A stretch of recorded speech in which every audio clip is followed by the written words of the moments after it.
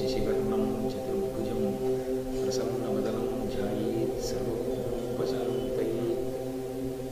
గురుర్బ్రహ్మా గురుర్విష్ణుః గురుర్దేవో మహేశ్వరः గురుః సాక్షాత్ పరబ్రహ్మ తస్మై శ్రీ గురవే నమః.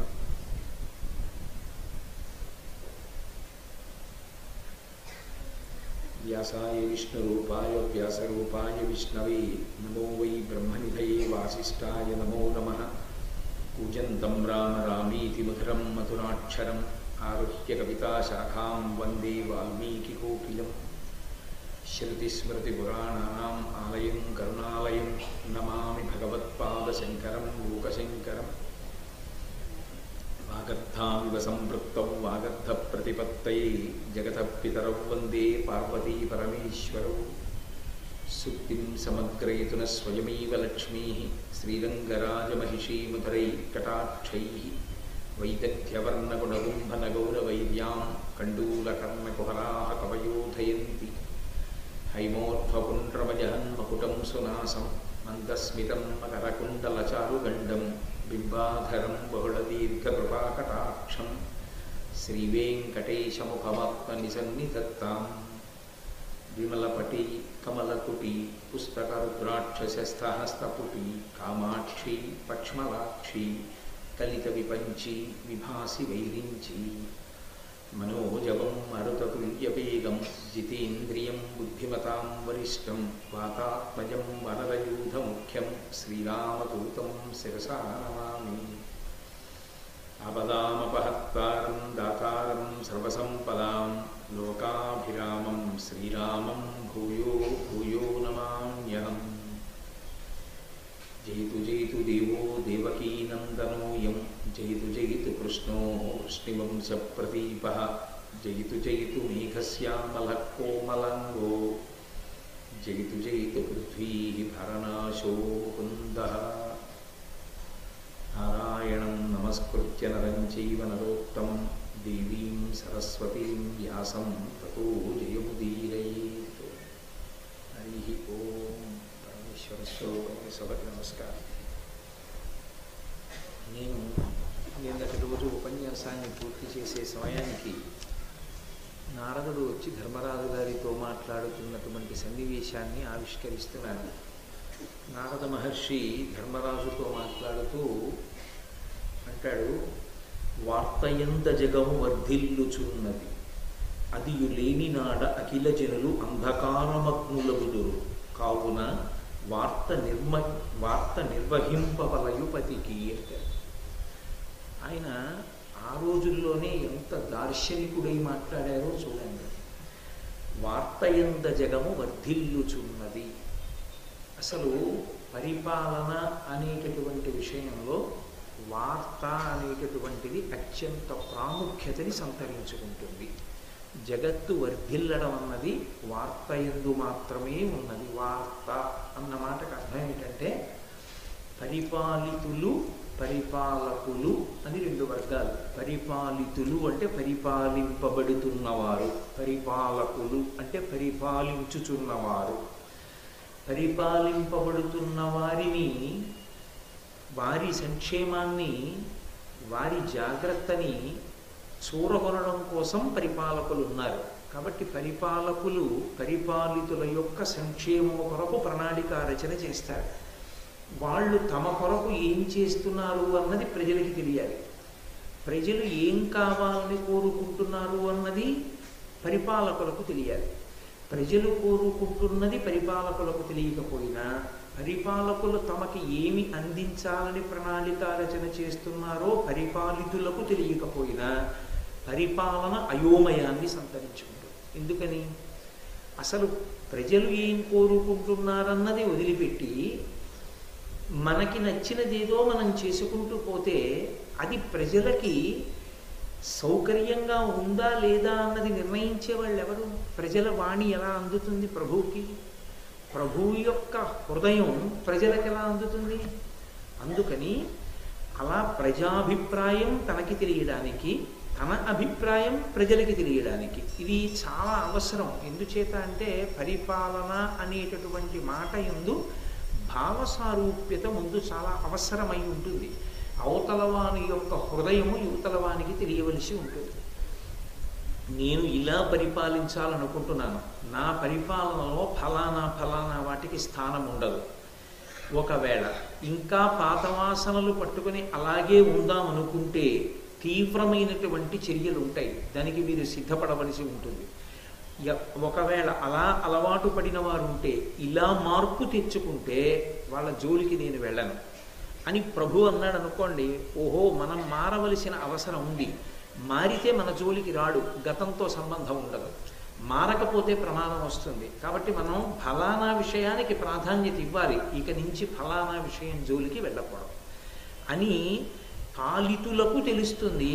పాలనయందు ప్రభువుకి సహకరించేటటువంటి ఆయన యొక్క వర్గానికి తెలుస్తుంది, ఆయన ఉద్యోగ వ్యవస్థకి తెలుస్తుంది. దీనికి వార్త అవసరం, దాన్ని వార్త అంటారు. ఆ వార్తని సమర్థవంతంగా నువ్వు నిర్వహణ చేస్తున్నావా?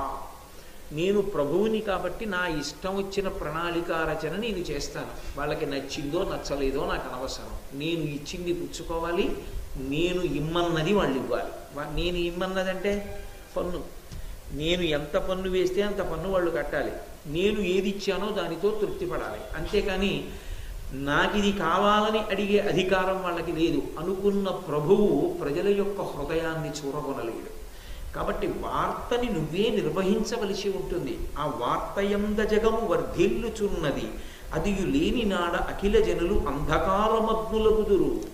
ఆ వార్త అన్నది లేకపోతే ప్రజలందరూ అంధకారంలో ఉన్నట్లుగా ఉంటుంది, దానికి ఒక సువ్యవస్థితమైనటువంటి స్థితి ఏర్పడదు. కావున వార్త నిర్వహింపవలయుపతికి, ప్రభు అయినటువంటి వాడు ఆ చక్కటి వార్తా వ్యవస్థని నిర్వహణ చెయ్యవలసి ఉంటుంది. నువ్వు అలా చేస్తున్నావా ధర్మరాజా అని దారసంగ్రహంబు ధరణీషా రతి పుత్రఫలము, శీలవృత్త ఫలము శృతము, దత్తభుక్త ఫలము ధనము, వేదములు అగ్నిహోత్ర ఫలము అనియు ఒగితిరుంగు.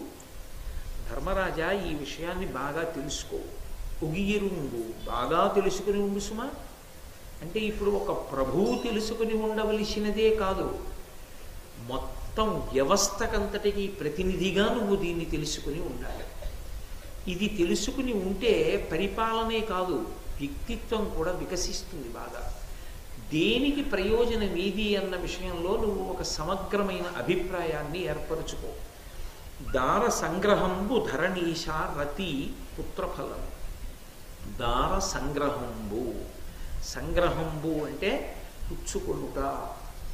పాణిగ్రహణము అంటారు. పాణిగ్రహణము అంటే ఆడపిల్ల చేతిని మగపిల్లవాడు పుచ్చుకోవడం. ఆడపిల్లని తన జీవితంలోకి ఆహ్వానిస్తాడు ధర్మపత్నిగా. ఎందుకు అసలు ఆమెని తన జీవితంలోకి ఆహ్వానించి గృహస్థాశ్రమ స్వీకారం చెయ్యాలి అంటే ఋషుల యొక్క హృదయం చాలా ఉదారంగా ఉంటుంది. హేతువుని విడిచిపెట్టి ఏది జీవితంలో అత్యంత అవసరమైన విషయం ఉంటుందో దాన్ని నొక్కిపెట్టి నువ్వు ఎలాగైనా ఇలాగే బ్రతుకు అని శాసించరు. భగవంతుని దగ్గరగా మనుష్యుణ్ణి చేర్చడానికి వీలైనటువంటి మార్గాన్ని ముందు పరకాయ ప్రవేశం చేసి వాళ్ళే ఆలోచిస్తారు. ఆలోచించి భగవంతుడు చెప్పినా అలాగే ఉంటుంది. ఒక మనిషిని సృష్టి చేసినప్పుడు ఆ మనిషికి ఒక మనసు ఉంది కాబట్టి ఆ మనసు యందు పొటమరించేటటువంటి భావనలు ఎలా ఉంటాయి, వాటిని తొక్కి పెడితే వచ్చేటటువంటి ఫలితాలు ఎలా ఉంటాయి, వాటిని లొంగదీసుకుంటే వచ్చేటటువంటి స్థితి ఎలా ఉంటుంది, దీన్ని పరమేశ్వరుడు దృష్టిలో పెట్టుకుని మన జీవన క్రమాన్ని వ్యవస్థీకరించడానికి వేదాన్ని ఇస్తాడు. దాన్ని నారదుడు ఉపదేశం చేస్తూ అంటున్నాడు, దార సంగ్రహంపు ధరణీషా రతి పుత్రఫలం. ఒక స్త్రీని తన జీవితంలోకి ఎందుకు ఆహ్వానిస్తాడు అంటే దానికి రెండు ప్రయోజనాలు ఉన్నాయి. ఒకటి రతి సుఖమును అనుభవించుట. కారణం, ఎంత భగవద్భక్తితో కూడుకున్న జీవితాన్ని గడపడానికి బ్రహ్మచర్యాశ్రమంలో ప్రవేశించి గురువుగారి పాదాల దగ్గర కూర్చొని వేదాధ్యయనం చేసి గురువుగారు చెప్పినట్టుగా 4 వీధులకు వెళ్ళి భిక్షాటన చేసి ఆహారం తీసుకొచ్చి గురుపత్నికి ఇచ్చి గురుపత్ని వడ్డించినటువంటి అన్నం తిని నేను రాజకుమారుణ్ణి మంత్రి కుమారుణ్ణి అని అహంకారాలు విడిచిపెట్టి భిక్షాన్నం తిని అత్యంత వినయంతో గురువుగారి పాదాల దగ్గర కూర్చుని విద్యాభ్యాసం చేసినప్పటికీ ఒక వయసు వచ్చిన తరువాత మనసు ఎందు కామము ప్రవేశిస్తుంది. ఆ కామాన్ని బలవంతంగా అణుచుకో అంటే అది వక్రమైన దారులు తొక్కుతుంది. సమాజమునందు అవ్యవస్థ ఏర్పడుతుంది. పరమేశ్వరుడు కూడా అందుకే తాను సృష్టి యందు దేనిని నియమించాడో దాన్ని అనుభవించమని చెప్పాడు. అది వేదం యొక్క హృదయం. అసలు పరమేశ్వరుడు కామం అన్నదాన్ని ఎందుకు పెట్టాలి? కామం పెట్టలేదనుకోండి పరమేశ్వరుడు. అసలు మన జీవితంలో చాలా మటుకు పాపం చేసేటటువంటి అవకాశం ఉండనే ఉండదు. శరీరంతో కానీ మనస్సుతో కానీ పాపానికి అవకాశం ఉండదు. అసలు కామం ఎందుకు పెట్టాలి మరి ఈశ్వరుడు అంటే, ఆ కామము లేకపోతే పుత్ర సంతానం కలగదు. పుత్ర సంతానం కలగకపోతే పితృరుణం నుంచి విముక్తుడు కాడు. పితృరుణం నుంచి విముక్తుడు కాకపోతే మోక్షమునకు మార్గము లేదు. ఎంత పుణ్యం సంపాదించనివ్వండి, ఎక్కడో శంకర భగవత్పాదుల వంటి మహాపురుషుల యొక్క విషయాన్ని పక్కన పెట్టండి, సన్యసించినటువంటి వారి విశేషాన్ని. సాధారణ సిద్ధాంతం ఏమి అంటే, పుత్ర సంతానమును బడైనటువంటి వాడు స్వర్గద్వారమును కూడా ప్రవేశించడానికి వీలు లేదు. మృకండు మహర్షి అంతటి వాణ్ణి బ్రహ్మసభలోకి ప్రవేశపెట్టలేదు అని మనకి పురాణం చెప్తాడు. ఎందుచేత అంటే, నువ్వు సంతానాన్ని పొందలేదు కాబట్టి నువ్వు రావడానికి వీల్లేదు, ఏమనుకోవద్దు, సిద్ధాంతం అంతే అన్నారు. వెనక్కి వచ్చి పరమశివుడి గురించి తపస్సు చేసి మార్కండేయ మహర్షిని కన్నాడు. కాబట్టి సంతానాన్ని పొందాలి. సంతానాన్ని పొందేటప్పుడు ఒక నియమం ఒకటి ఉంటుంది. స్త్రీ పురుష సమాగమునందు ప్రహృష్టమైనటువంటి స్థితి ఉండాలి. పరమ సంతోషంతో స్త్రీ పురుషులు కలియాలి తప్ప అది ఏదో బృహత్కార్యంగా చాలా కష్టంతో అన్యమైన మనస్సుతో భారమైన విషయంగా పరిగణింపబడి ప్రహృష్టమైన మనసు లేకుండా కలిసినటువంటి దంపతులకు సత్సంతానము కలగదు, తేజోవంతమైన సంతానము కలగదు. దీన్ని రామాయణం ధృవీకరించింది, ఇతరమైనటువంటి పురాణములు ధృవీకరించాయి.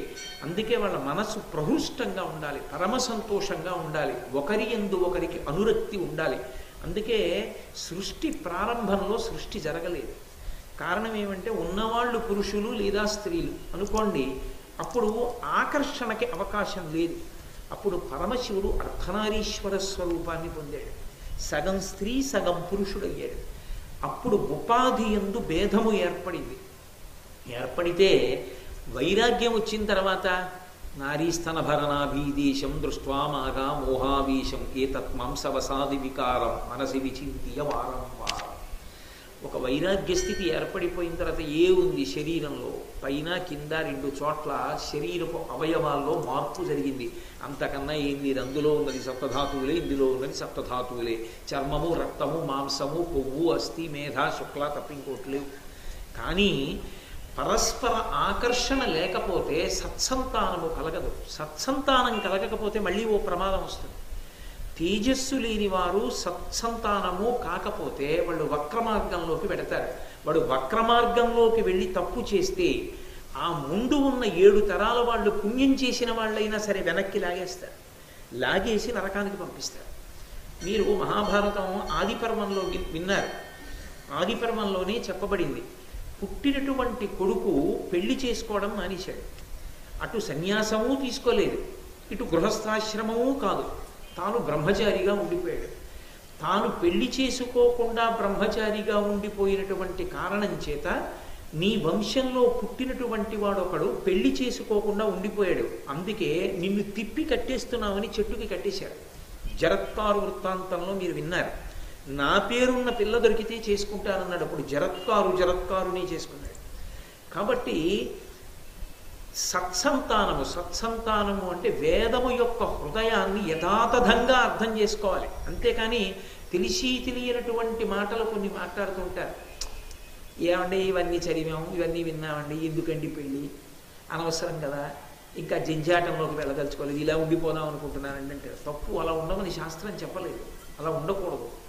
ఇంద్రియాణి బలిష్టాని ననియుక్తాని మానద అపత్వస్య ప్రకుర్వంతి వికారాం స్థాననేకశ అన్నాడు వ్యాసుడు. ఇంద్రియములు బహు బలిష్టమైనవి, వాటిని జాగ్రత్తగా మచ్చిక చేసుకోవాలి. మచ్చిక చేసుకుని వైరాగ్య సుఖానికి వెళ్ళాలి. ఏనుగుని ఎలా మచ్చిక చేసుకుంటారో ఇంద్రియాన్ని అలా మచ్చిక చేసుకోవాలి. ఇంద్రియాల్ని అలా మచ్చిక చేసుకోవడం చేతకాని వాడు సాధకుడు కాలేడు. వాడి మీద ఇంద్రియాలు తిరగబడతాయి.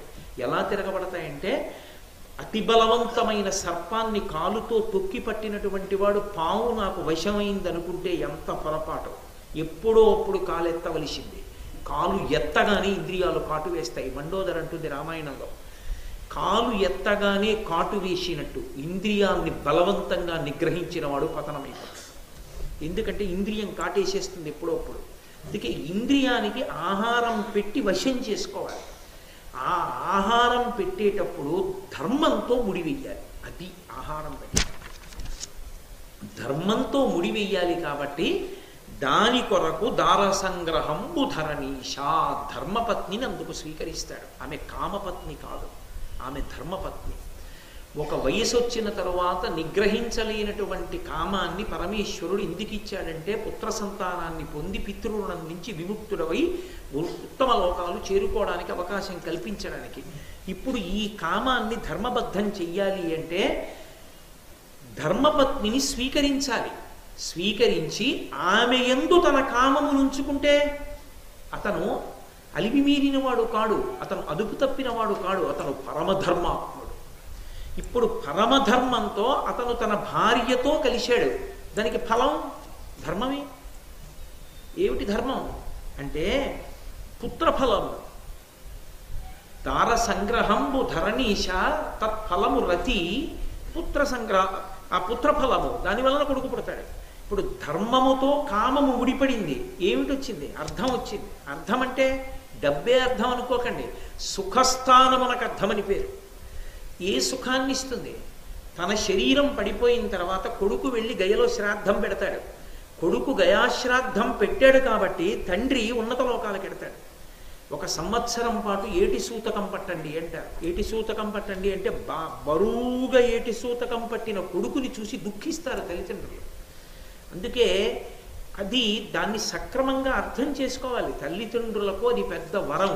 ఏడాది పాటు అవకాశం ఇస్తారు. ఈ ఏడాది పాటు వీడు ఏం చెయ్యాలి?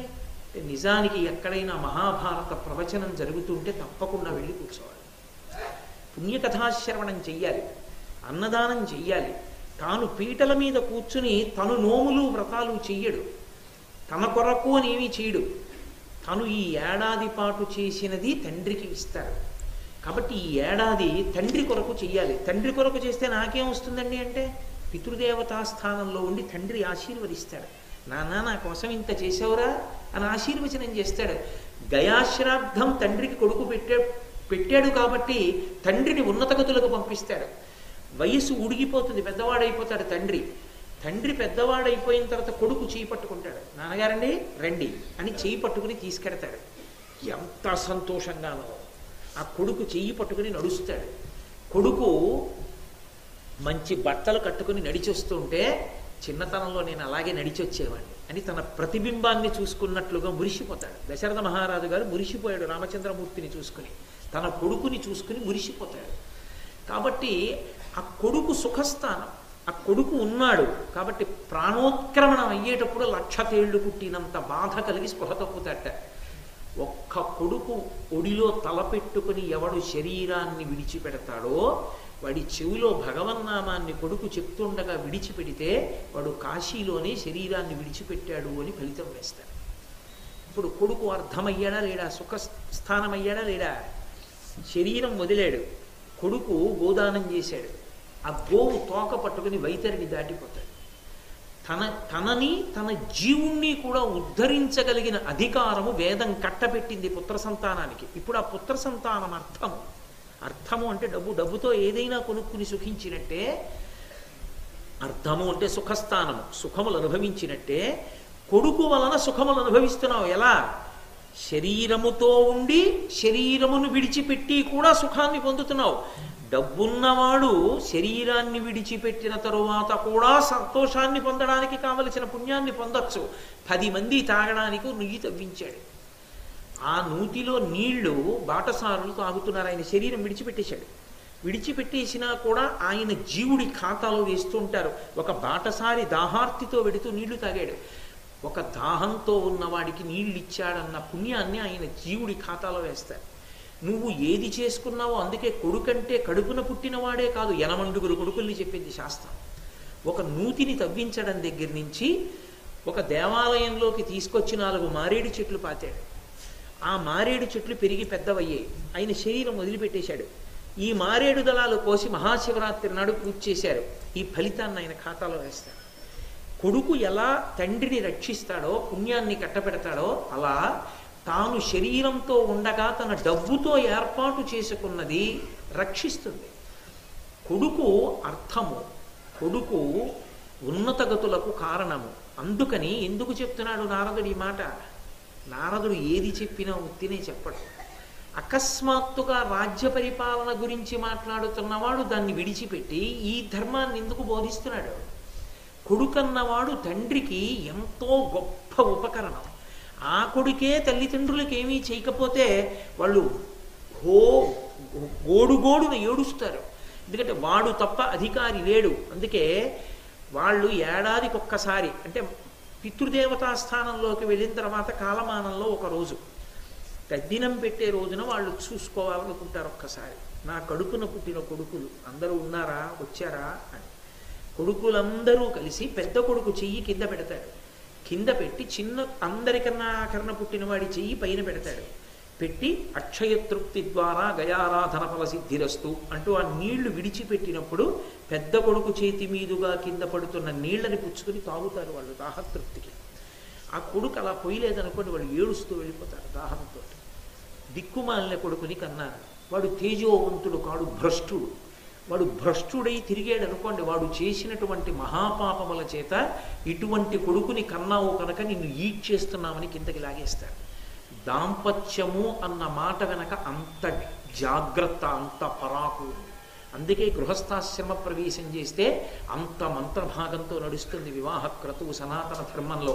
అది కేవలం ఏదో స్త్రీ పురుషుల కలయిక కాదు. దాని వెనక ఎంత తాత్పర్యం ఉన్నదో మనకి ఋషులు చూపిస్తారు. కాబట్టి రతి అంటే కేవలం నారదుడు ఎందుకది మాట్లాడాడు అని మీరు అనుకోకూడదు. పరమ ప్రహృష్టవదనంతో కామాన్ని ధర్మంతో ముడివేసే ప్రక్రియ. దాని వలన దోషం రాలేదు. ధర్మమునందు నిలబడతాడు పురుషుడు. చిట్ట చివర అనుభవించి అనుభవించి ఒక మాట ఏముంది అనుభవించినవి అని తన మనసుని నిగ్రహిస్తాడు.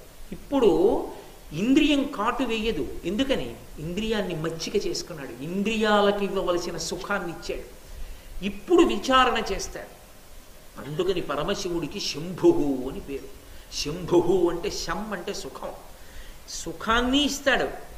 ఇది ఏమి సుఖం అండి అన్న వైరాగ్యాన్ని ఇస్తాడు. ఇచ్చి ఆ తర్వాత కొంతకాలం అయిన తర్వాత ఇవన్నీ ఏమిటి, ఇద్దరం కలిసి భగవన్మార్గంలో నడవాలి. సంతోషంగా ఇప్పుడు ఇంద్రియములు కథలు. తన కన్ను చూడకూడనిది చూసినా ఆయన మనసు చెలించదు. అందరి యందు పరదేవతా భావన ఏర్పడుతుంది. దాని చేత పరమ పవిత్రంగా ఉంటుంది. అలా ఉండగలిగిన స్థితికి మనసుని చేర్చుకుంటాడు. ఆ కదలకుండా మనసు నిలబడాలంటే దాన్ని మచ్చిక చేసుకుని వశం చేసుకోవాలి తప్ప బలవంతంగా దాన్ని వశం చేసుకుంటే పాము తల మీద కాలు పెట్టినట్టు. అది అందరికీ సాధ్యం కాదు. ఎవరో శంకర భగవత్పాదుల వంటి మహాపురుషులకు సాధ్యమైంది తప్ప అందరికీ అది అవకాశం ఇచ్చేది కాదు. వ్యాసుడంతటి వాడు నిర్ధారించాడు. ఇంద్రియాని బలిష్టాని నియుక్తాని మానద. నువ్వంత తేలికనుకుంటున్నావేమో, ఇంద్రియాల్ని నిగ్రహించలేవు. కోటలో ఉండి పోరాటం గృహస్థాశ్రమం, కోట విడిచిపెట్టిన పోరాటం కాదు నన్ను నేను నిగ్రహించుకుంటానన్న ఆశ్రమాలు. కాబట్టి నారదుడు ఈ మాట చెప్పి నువ్వు పెళ్లి చేసుకోవడం నీ వ్యక్తిగత విషయం కాదు. చాలామంది ఇవాళ ఒక పొరపాటు మాట మాట్లాడుతూ ఉంటారు, నా పెళ్లి నా ఇష్టం. నీ పెళ్లి నీ ఇష్టం కాదు. నీ పెళ్లితో 7 తరాలు ముడిపడి ఉన్నాయి.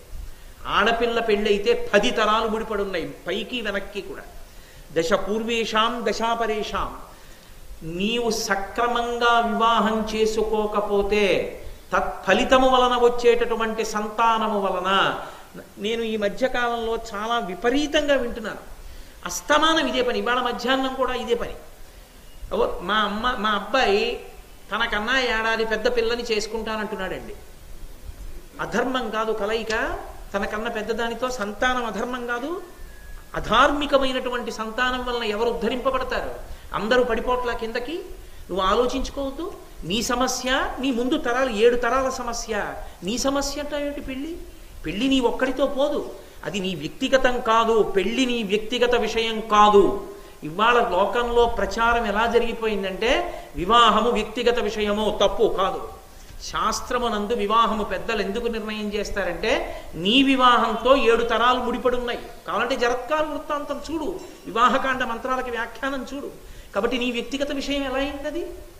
పెద్దలు చెప్పినట్టు నువ్వు చేసుకోవాలి. అందుకు ఎందుకంటే వాళ్ళ అభ్యున్నతి దాని మీద ఆధారపడింది. వాడు ఎంతో పుణ్యం చేశాడు, కష్టపడ్డాడు, ఈడ్చాతలు పారేశారు కిందకి. దరిద్రుణ్ణి కన్నావు. చూడు దౌర్భాగ్యుడు ఎటువంటి వాడు. నిష్కారణంగా వాడు పడిపోలా నీ కామానికి. అవధి లేని నీ కామం, అర్థం లేని నీ సిద్ధాంతాలకి బలైపోట్ల. వ్యవస్థని తెలుసుకుని ప్రవర్తించాలి. కాబట్టి 26 ఏళ్ళు దాటితే ఉద్యోగం ఇవ్వము అంటే 26 ఏళ్ళు దాటితే నువ్వు ఇంకో ఉద్యోగం చూసుకుంటున్నావే. వేదం చెప్పిన దాని విషయంలో మినహాయింపులు కావాలని ఎందుకు కోరుకుంటావు? అది నీ వ్యక్తిగతం కాదని ముందు నువ్వు తెలుసుకున్నప్పుడు జాగ్రత్త పడ్డం నీకు అలవాటు అవుతుంది. కాబట్టి అది నారద హృదయం. ఇది ఎందుకు చెప్పాడో మీకు తర్వాత అర్థమవుతుంది. ఆయన తిన్నగా తీసుకొచ్చి ఆ మాట చెప్పలేదు.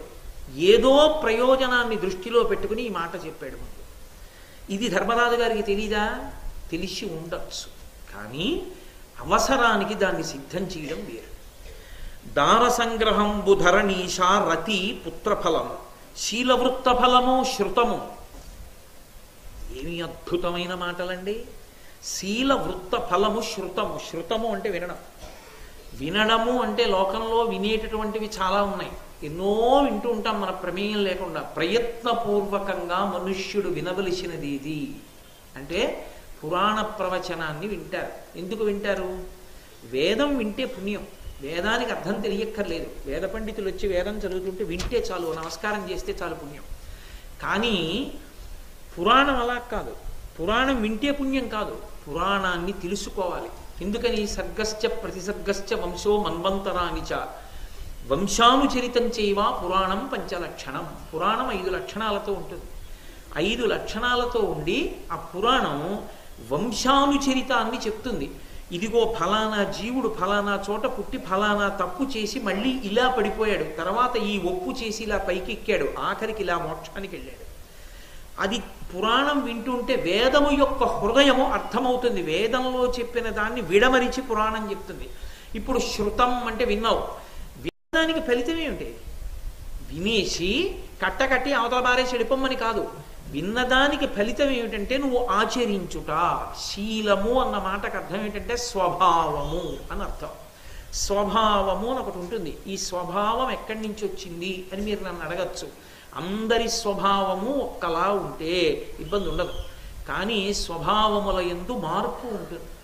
ఒక్కొక్కరు ఒక్కొక్కలా ఉంటారు పుట్టుక చేతనే. ఎందుకు అలా ఉంటారు అంటే శరీరంలోంచి మనసు బయటికి వెళ్ళిపోతుంది. మరణ సమయమునందు మొట్టమొదట బయటికి వెళ్ళిపోవడానికి ప్రయత్నం చేసేది ఏది అంటే మనసు ప్రయత్నం చేస్తుంది. అది బయటికి వెళ్ళిపోవడానికి 5 జ్ఞానేంద్రియముల యందు ఉండేటటువంటి శక్తులను 5 కర్మేంద్రియముల ఉండేటటువంటి శక్తుల్ని వెనక్కి లాక్కుంటుంది. దానికి అది మొదటి నుంచి అలవాటు, దానికి ఆ తర్ఫీదు ఉంటుంది. నిద్ర అన్న మాటకు అర్థం ఏమిటో తెలుసా? వెనక్కి లాక్కుంటుంది మనసు. మనసుకు ఆ శక్తి ఉంటుంది. ఒక స్పాంజిని పట్టుకెళ్ళి నీళ్లలో వేస్తే నీటిని ఎలా లాగుతుందో అలా మనసు ఇంద్రియముల యొక్క శక్తిని లాక్కుంటుంది. అది బడలిపోయాయి అనుకుందనుకోండి, కంటిలో చూడగలిగిన శక్తిని లాక్కుంటుంది, చెవికి వినగలిగిన శక్తిని లాక్కుంటుంది. లాక్కుని తనువు బడలిపోతుంది మనసు. తనువు విశ్రాంతి పొందాలి, కానీ తిన్నగా అది విశ్రాంతి తీసుకోకుండా ముందు ఇంద్రియ శక్తుల్ని తన దగ్గర పెట్టుకున్నప్పుడు పూర్వం తన మనసు దేని గురించి భయపడి ఎక్కువ ఆలోచిస్తోందో లేకపోతే కోరికతో ఆలోచిస్తోందో దాన్ని చూపిస్తుంది.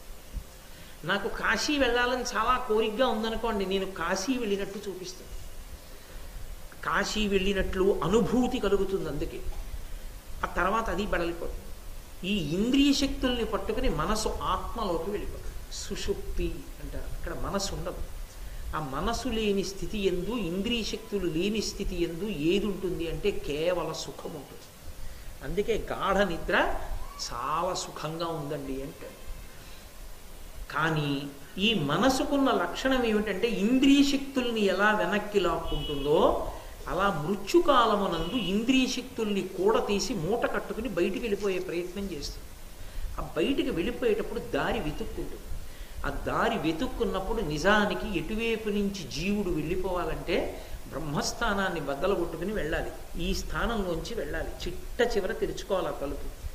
కానీ చేసిన పాపపుణ్యాల్ని బట్టి అధోముఖంగా ఏదో ఒక రంధ్రంలోంచి వెళ్ళిపోతాడు. రోమకూపంలోంచైనా బయటికి వెళ్ళిపోతాడు. ఈ బయటికి వెళ్ళిపోయిన మనసు మళ్ళీ శరీరం కోసం వెతుక్కుంటుంది. సరే, అది మళ్ళీ పునరుత్పత్తి ప్రక్రియ అని వేదంలో చాలా విశేషంగా మాట్లాడతారు. అబ్బో, అది ఒక్క పూట ఒక రోజులో చెప్పేది కాదు. అది ఎంత కష్టమో పడతాడు శరీరం కోసం. శరీరం అంటే అంత తేలిగ్గా వచ్చేది కాదు. అంత కష్టపడితే భగవంతుడి యొక్క పరిపూర్ణమైన అనుగ్రహం, తాను చేసుకున్న పుణ్యకర్మ ఉంటే మనుష్య శరీరంలోకి వస్తాడు. అప్పుడే శాస్త్రం వింటాం. మిగిలిన వేటికి శాస్త్రం వినే అధికారం లేదు, ఆచరణకి అధికారం లేదు. మనుష్య శరీరంలోకి అప్పుడు మళ్ళీ ప్రవేశిస్తే పూర్వజన్మలో ఏ వాసనలు పట్టుకుని ఉందో మనసు, అది అప్పుడు ఆ శరీరంలో ఉండగా ఎక్కువగా వేటిని ఇష్టపడి ఉందో అది పుట్టుకతో ఆ స్వభావాన్ని తెచ్చుకుంటుంది. అందుకే కొంతమంది చూడండి, మాకు ఇక్కడ రాసేశారండి, మా స్వభావం అది, మీరు భారతం చెప్పాలని రాశారు, మాకు ఇలా రాశారు అని. అలా కాదు, దాన్ని మార్చుకోవడానికి ఓ మార్గం ఉంది. స్వభావం అలాగే ఉండిపోతుంది, నీ వాసనాబలం అంతే అన్నాడు అనుకోండి పరమేశ్వరుడు. ఇక వాడు మారడు, వాడు పాపకర్మే చేస్తాడు కదా. పుణ్యకర్మ చేసేవాడు పుణ్యం చేస్తాడు, పాపకర్మ చేసేవాడు పాపం చేస్తాడు. అప్పుడు ఇక ప్రబోధం ఎందుకు? కాదు. అదనంగా బుద్ధినిస్తాడు. ఒక్క మనుష్యునకే ఆ వరం.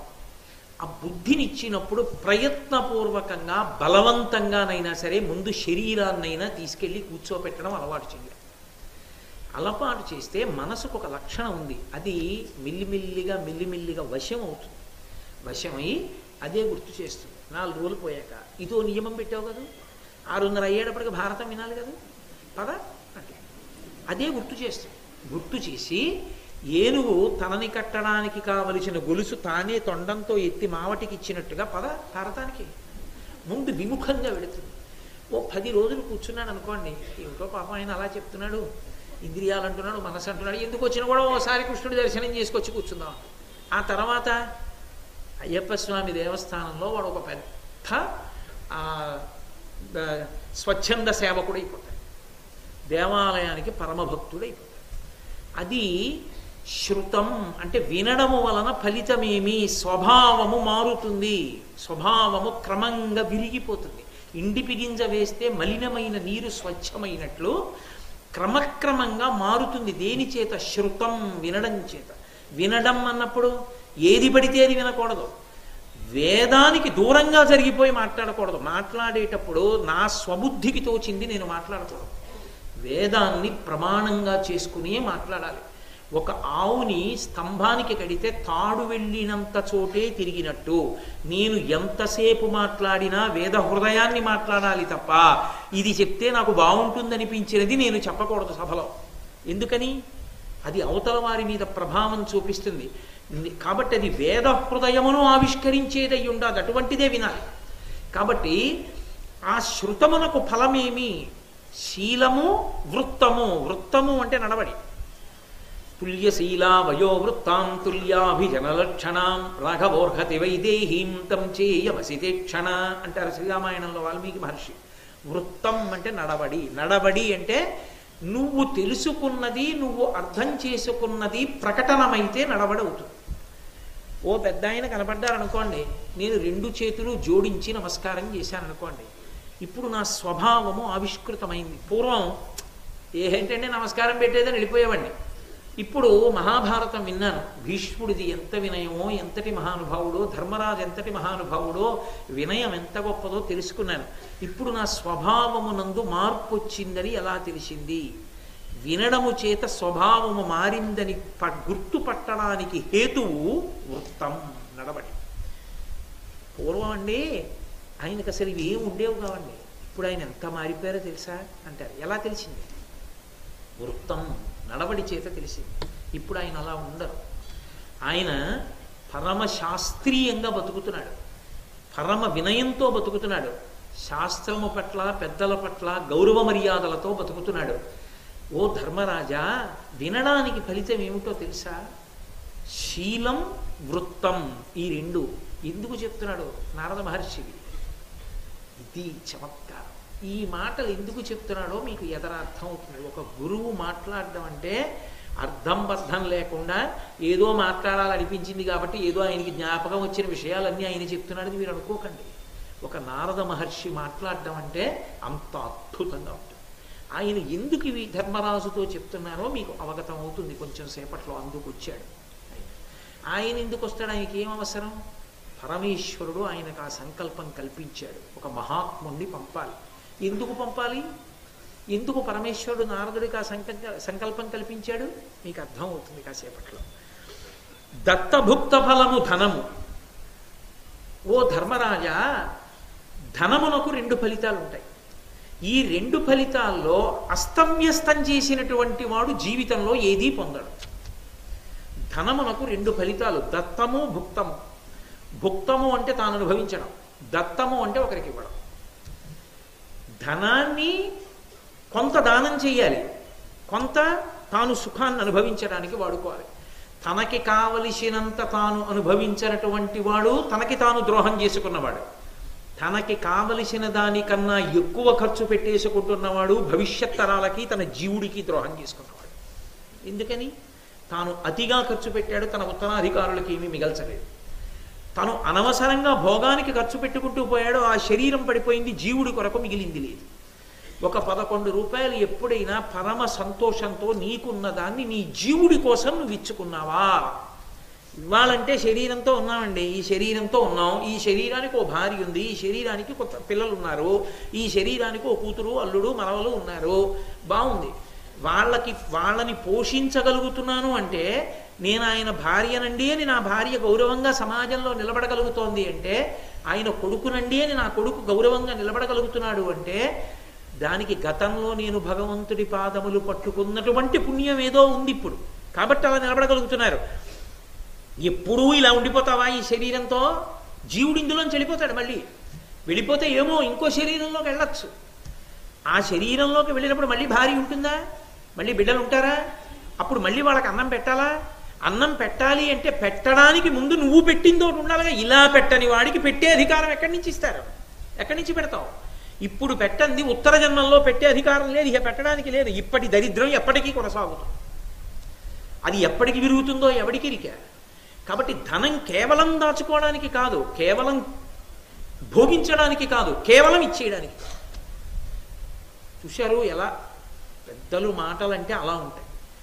ఏమిటా దాచుకుని ఏం చేస్తావా, అంతా ఇచ్చేయని చెప్పరు, తప్పది.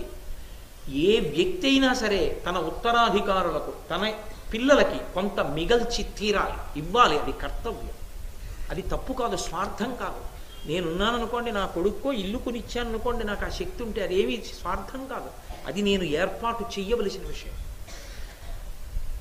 కొంత పిల్లలకి ఇవ్వాలి, కొంత నా సుఖానికి నేను అనుభవించాలి. నా సుఖం అంటే అవైదికం కాదు, వేదము వద్దన్న దాన్ని అనుభవించకూడదు.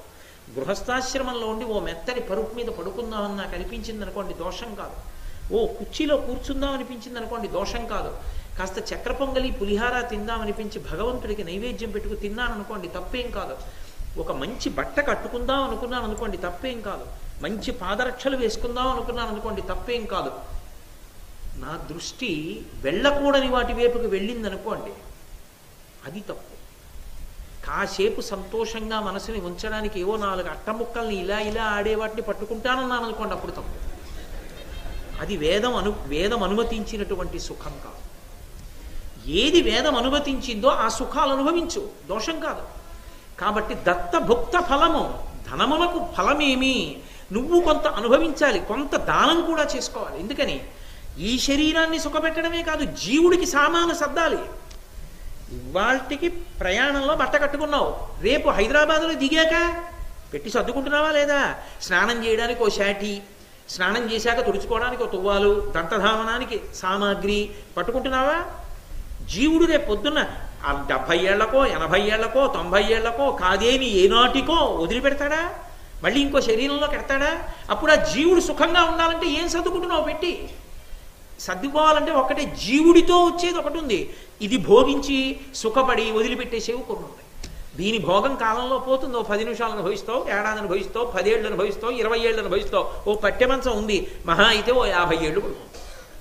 కానీ జీవుడికి కావలసింది ఉంది, తను పట్టికెడతాడు జీవుడు. నువ్వు చేసుకున్న పుణ్యం, పుణ్యం అంటే దానం, నీకు ఉండి నువ్వు అనుభవించడం కాదు, ఒకరికి ఇచ్చావా, ఒక సత్క్రతువుకి ఇచ్చావా. ఇవ్వడం అన్న మాటలో మళ్ళీ ధర్మంతో ముడిపడాలి. ఇవ్వమన్నారు కదా అని పాపం ఆయన దొంగతనాలు సరిగా చేయలేకపోతున్నాడండి, నేర్పరితనంగా కళ్ళు కనపట్టలేదు, పూర్వంలా మారుతాళం పెట్టలేకపోతున్నాడు, ఆయనకి కంటి ఆపరేషన్ చేయించాలన్నారు అనుకోండి, పాపం వస్తుంది. అందుకని దానం చెయ్యడం అంటే, అందుకే శాస్త్రం దానం చేసేటప్పుడు నువ్వు నిర్ణయం చేసుకోవద్దు. ఎంత దానం చెయ్యాలి, ఎవరికి దానం చెయ్యాలి, ఏం చెయ్యాలి నీ నిర్ణయం చేసుకోవద్దు, గురువు గారిని సంప్రదించమంది. నీ జీవుడి అభ్యున్నతికి నువ్వు ఏం చేసుకోవచ్చో చెప్పగలిగిన సమర్థుడు గురువు. ఎంత ఇవ్వాలన్నది చెప్పక్కర్లేదు, అందరూ కోటీశ్వరులు అయి ఉండక్కర్లేదు, ఎవడి స్తోమతని బట్టి వాడికి ఇవ్వాలి. వాడు గురువు అంటే, అయ్యా నా దగ్గర ఏమీ లేదు కానీ నాకు ఏదైనా చెయ్యాలనుంది, నాతో ఏదైనా చేయించండి గురువు గారు అంటే, పల్లకి పట్టగలవా? పట్టగలను, రా రేపు పట్టుకో. పల్లకి ఎత్తేటప్పటికీ అస్తమానం ఒకళ్ళే వెళ్ళిపోయి పల్లకీలు పట్టేసుకోక్కర్లేదు, ఇంకోటికి ఇవ్వాలి పల్లకి. అందుకే కొన్ని అందరూ చేసే ఉంటాయి, కొన్ని ఒక్కడే చేసే ఉంటాయి. నీకు ఆకలిస్తే నువ్వు ఒక్కడికి అన్నం తినాలి, రథాన్ని లాగితే అందరూ లాగాలి. ఎందుకంటే తారతమ్యం లేదు అక్కడ. ఓ గోశాల కట్టడం అందరికీ సాధ్యం కాదు, కానీ పల్లకి ఎత్తడం అందరికీ సాధ్యం. పల్లకి కూడా ఎత్తలేవా? ఓ ద్వీపపు కుందితో అది కూడా చేయలేవా? ఒక దేవాలయానికి వచ్చి చీపురుతో తుడు అది కూడా చేయలేవా? ఒక ముగ్గువి, ఓ శుద్ధ ముగ్గు కట్టుకొచ్చి ముగ్గేసి వెళ్ళిపో అది కూడా చేయలేవా? ఉప్పుని ఊదు నేలని, చాలు ధూళికణాలు పోతాయి. ఏమీ చెయ్యనంటావా? కర్మ ఉద్ధరించగలిగిన వాడు ఉన్నాడు. ఏదో ఒకటి చెయ్యకుండా ఉండలేని స్థితిని మాత్రం పరమేశ్వరుడు కల్పించలేదు. కనీసం పుణ్యకథాశ్రవణం చేయగలవా కూర్చుని? అది చేయగలవుగా? శ్రీరామ రామ రామేతి రమే రామే మనోరమే సహస్రనామ తత్తుల్యం రామనామ వరాననే. శ్రీరామ శ్రీరామ శ్రీరామని 3 మాటలు అనగలవా? ఓ గోవుకి ప్రదక్షిణం చెయ్యగలవా? గోశాలలో కూర్చుని కాసేపు జపం చేసుకోగలవా? భగవన్నామని చెప్పుకోగలవా? నీ జీవుడి కోసం నువ్వు కొన్ని చేసుకోవాలి.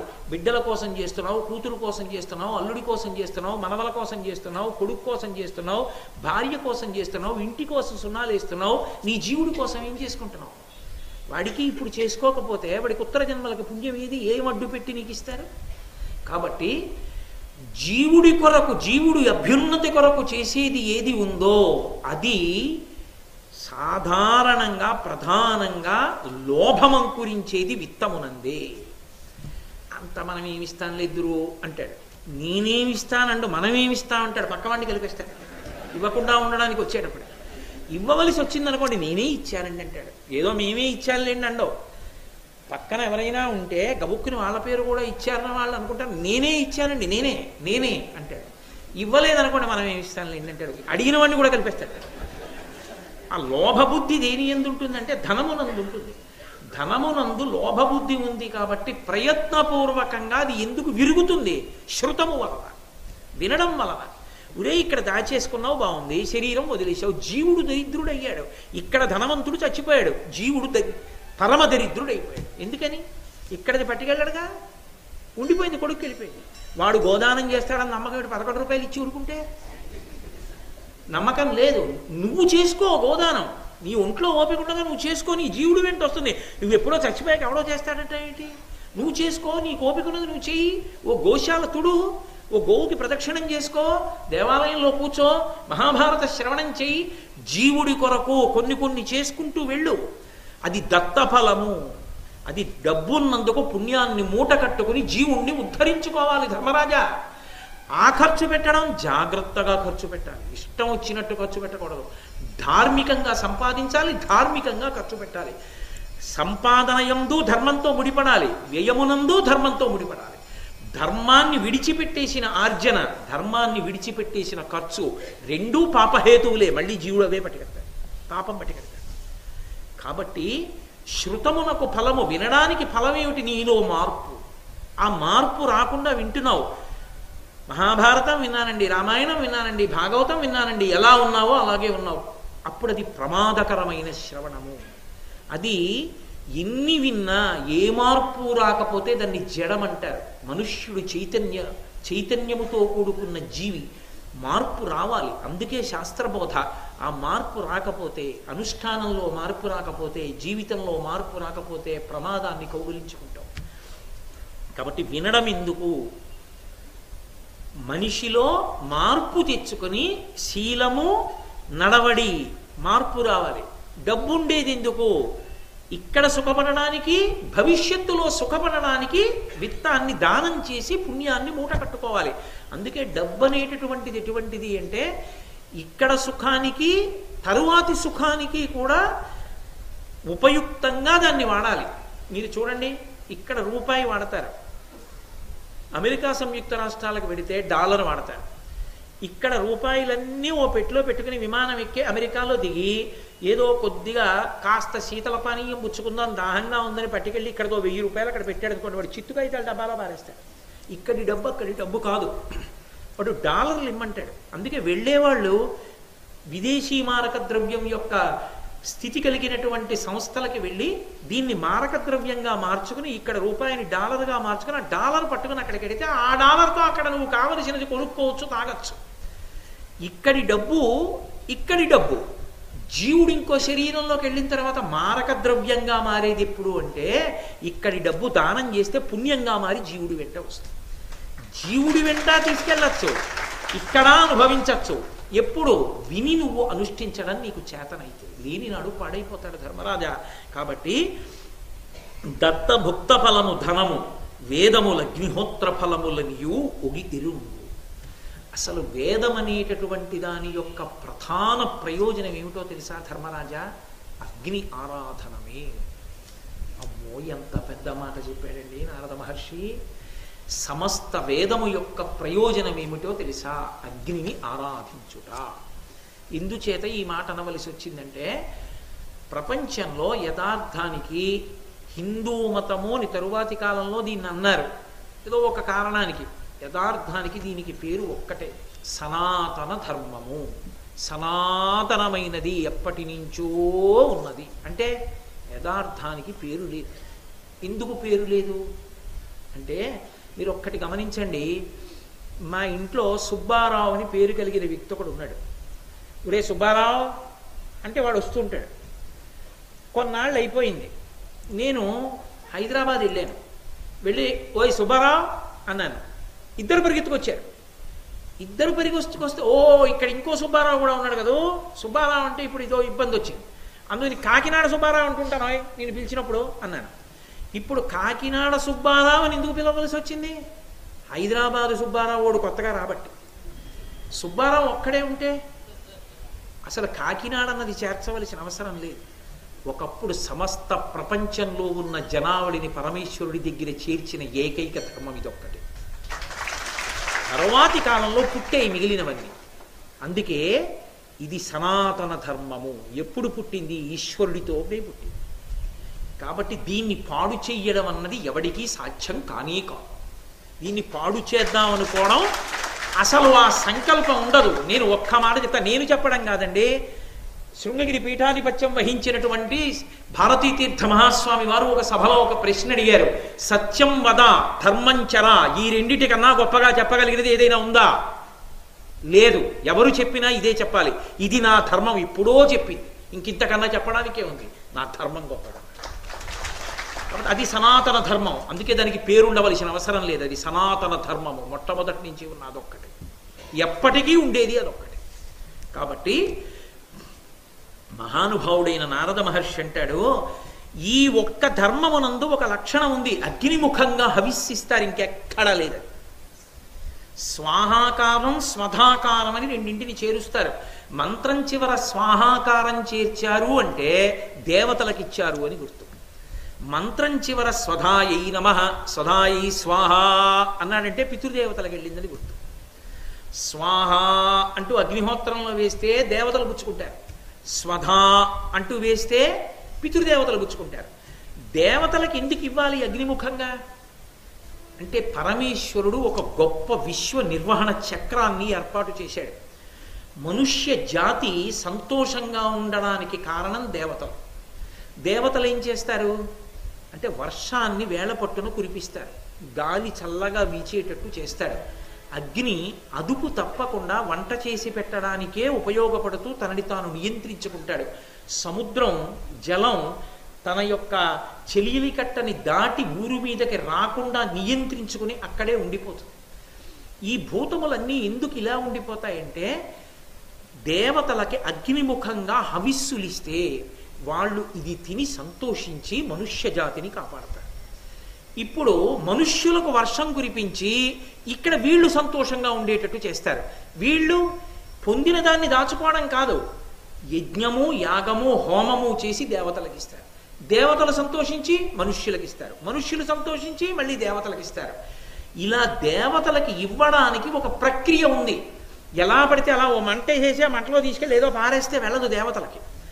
అలా ఇవ్వడానికి కొంతమంది ఉన్నారు, వాళ్ళకే ఆ అధికారం కట్టబెట్టారు తప్ప అందరికీ లేదు. అదేమిటంటే అలా ఎందుకు ఇవ్వాలండి కొంతమందికి అంటే అందరికీ అరెస్ట్ చేసే అధికారం ఉంటుందా? అందరూ అరెస్ట్ చేయొచ్చా? అందరూ అరెస్ట్ చేయకూడదు, కొంతమందికే అరెస్ట్ చేసే అధికారం ఉంటుంది. అందరూ తీర్పులు చెప్పచ్చా? కొంతమందికే తీర్పు చెప్పే అధికారం ఉంది. అందరూ రేషన్ కార్డు ఇవ్వచ్చా? కొంతమందికే రేషన్ కార్డు ఇచ్చే అధికారం ఉంది. నువ్వు పెట్టుకున్న వ్యవస్థలోనే కొన్ని అధికారాలు కొంతమందికి ఉంటే, పరమేశ్వరుడు పెట్టిన వ్యవస్థలో కొన్ని అధికారాలు కొంతమందికి ఉంటే నీకేమిటి అభ్యంతరం? దానికి ఎందుకు నువ్వు నోరు చించుకుంటావు? ఎవడు తరించడానికి మార్గాన్ని పరమేశ్వరుడు మూసేశాడు, ప్రతివాడు తరించడానికి మార్గాన్ని ఇచ్చాడు. నీ మార్గంలో నువ్వు వెళ్ళు, అంతేగాని అక్కరలేని మార్గాలు వెతుక్కుని తారతమ్యాలు ఎంచి ఎందుకు విమర్శలు చేస్తావు? చేయకూడదని, తప్పని, దోషభూయిష్టం. శాస్త్రాన్ని సరిగా అర్థం చేసుకోకపోవడం వల్ల వస్తుంది. కాబట్టి అగ్నిముఖంగా హవిస్సునిస్తే హవిస్సుని తీసుకున్న దేవతలు సంతోషించి మనుష్యులకి సుఖ కారణాలను ఇస్తారు. కాబట్టి అసలు వేదం యొక్క ప్రయోజనం ఏమిటి? యజ్ఞయాగాది క్రతువులే. ఆ యజ్ఞయాగాది క్రతువులు చెయ్యని నాడు వేదం చదువుకున్న వాడికి నమస్కారం పెడితే వచ్చే ఉపయోగం ఏమిటి? ఆయన వేదం చదువుకున్నాడు, అయ్యా మీరు వేదం చాలా బాగా చదువుకున్నారండి నమస్కారం పెట్టో 11 రూపాయలు ఇచ్చి ఆయన ఏడుస్తూ పుచ్చుకుంటాడు. నమస్కారం పెట్టి 11 రూపాయలు ఇమ్మని కాదురా నేను అడిగింది, నువ్వు ఒక్క యాగశాల వేసి అయ్యా మా కోసం ఒక్క యజ్ఞం చేయండి, ఏది రుద్రయాగం చేయండి అను. వాళ్ళు గురువుగారి దగ్గర నేర్చుకున్న మంత్రభాగాన్ని స్వరంతో ప్రాణప్రతిష్ఠ చేసి ఒళ్ళు చెమటతో తడిసిపోతుండగా ఆ మంత్రభాగాన్నంతటినీ వినిమయం చేసి దాని వలన లోకానికి ప్రయోజనాన్ని చేకూర్చి ఆ ఇచ్చిన సంభావన బుచ్చుకుని వెళ్ళిపోతుండడంలో సంతోషం ఉంటుంది. గురుముఖత నేర్చుకున్న విద్య వల్ల 10 మందిని సంతోషపెట్టాను, లేనినాడు సార్థక్యమేదా విద్యకి? కాబట్టి వేదానికి ఫలితం అగ్నిహోత్రమే, అంటే యజ్ఞయాగాది క్రతువులే. ఆ యజ్ఞయాగాది క్రతువులు చెయ్యని నాడు అర్థం లేదు ధర్మరాజా. కాబట్టి వేదములు అగ్నిహోత్ర ఫలములని ఒగిరుంగు. మీరు ఒక్కటి బాగా గుర్తుపెట్టుకోండి, అకస్మాత్తుగా పరిపాలనలోంచి ఈ శ్లోకం చెప్పారు, ఈ పద్యం చెప్పాడు నారద మహర్షి.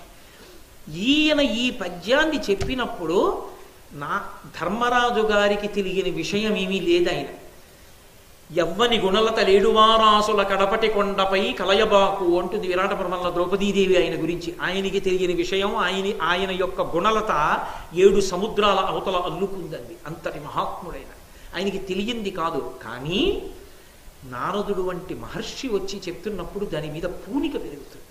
తనకి తెలిసున్నదే అయినా సంధ్యావందనం చేసుకోవాలని తనకి తెలుసు, కానీ సంధ్యావందనం ఎంత గొప్పదో ఒక మహాత్ముడు చెప్తున్నాడు అనుకోండి, ఎంత చేసి తీరా, ఎంత అదృష్టం అనిపిస్తుంది.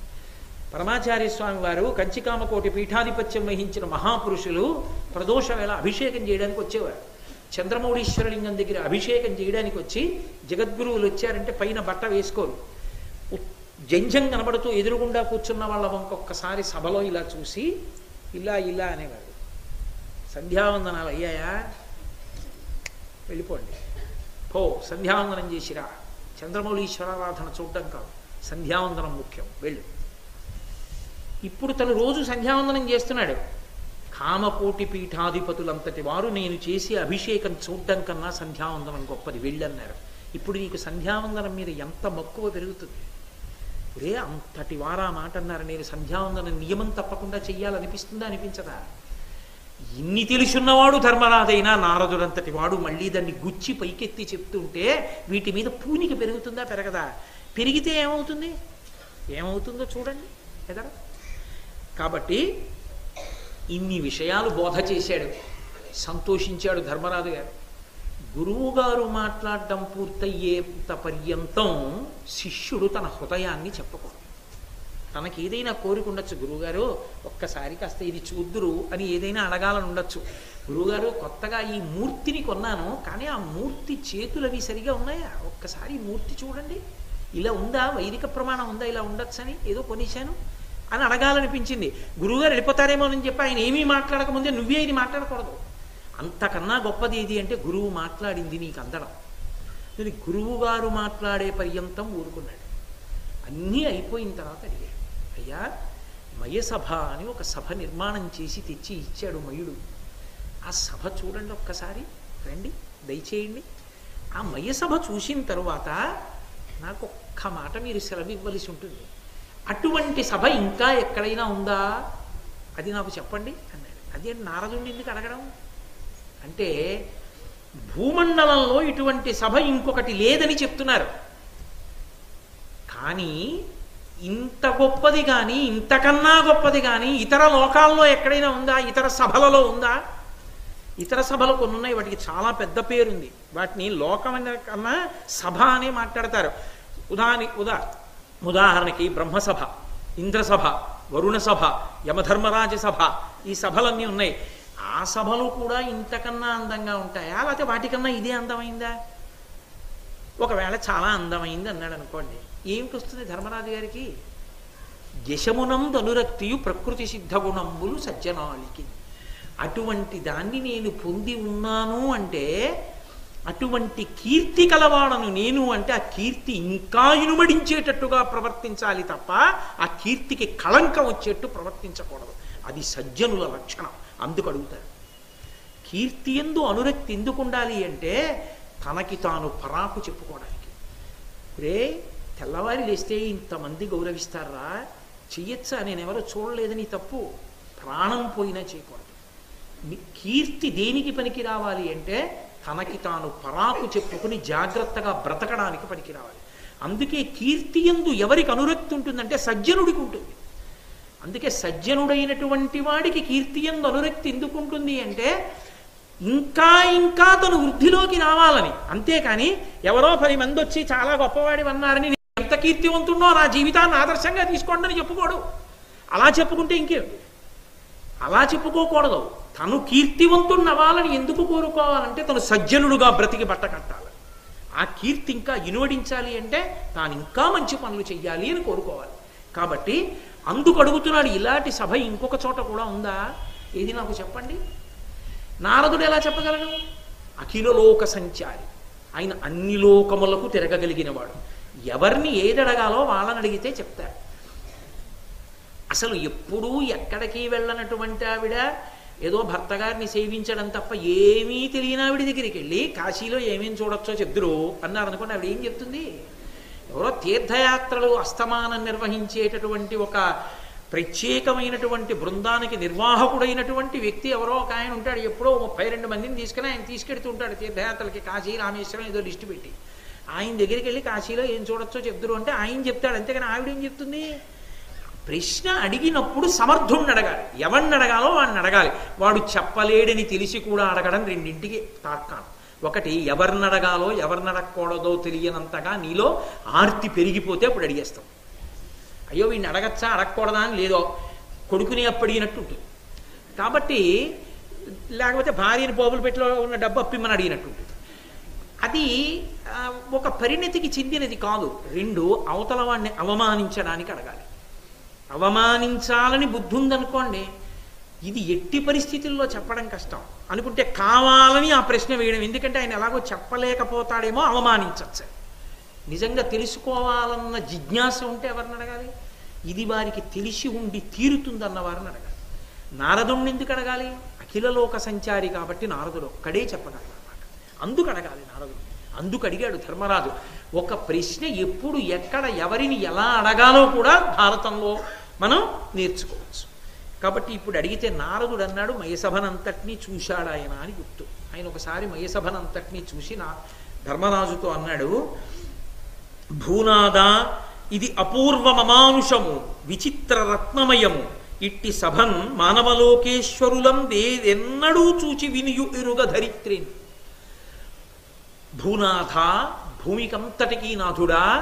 ఒకసారి కృష్ణుడి నోటి వెంట వచ్చింది. ఇప్పుడు నారదుడు అంటున్నాడు, భూనాథ రాజును కూడా పిలుస్తారనుకోండి.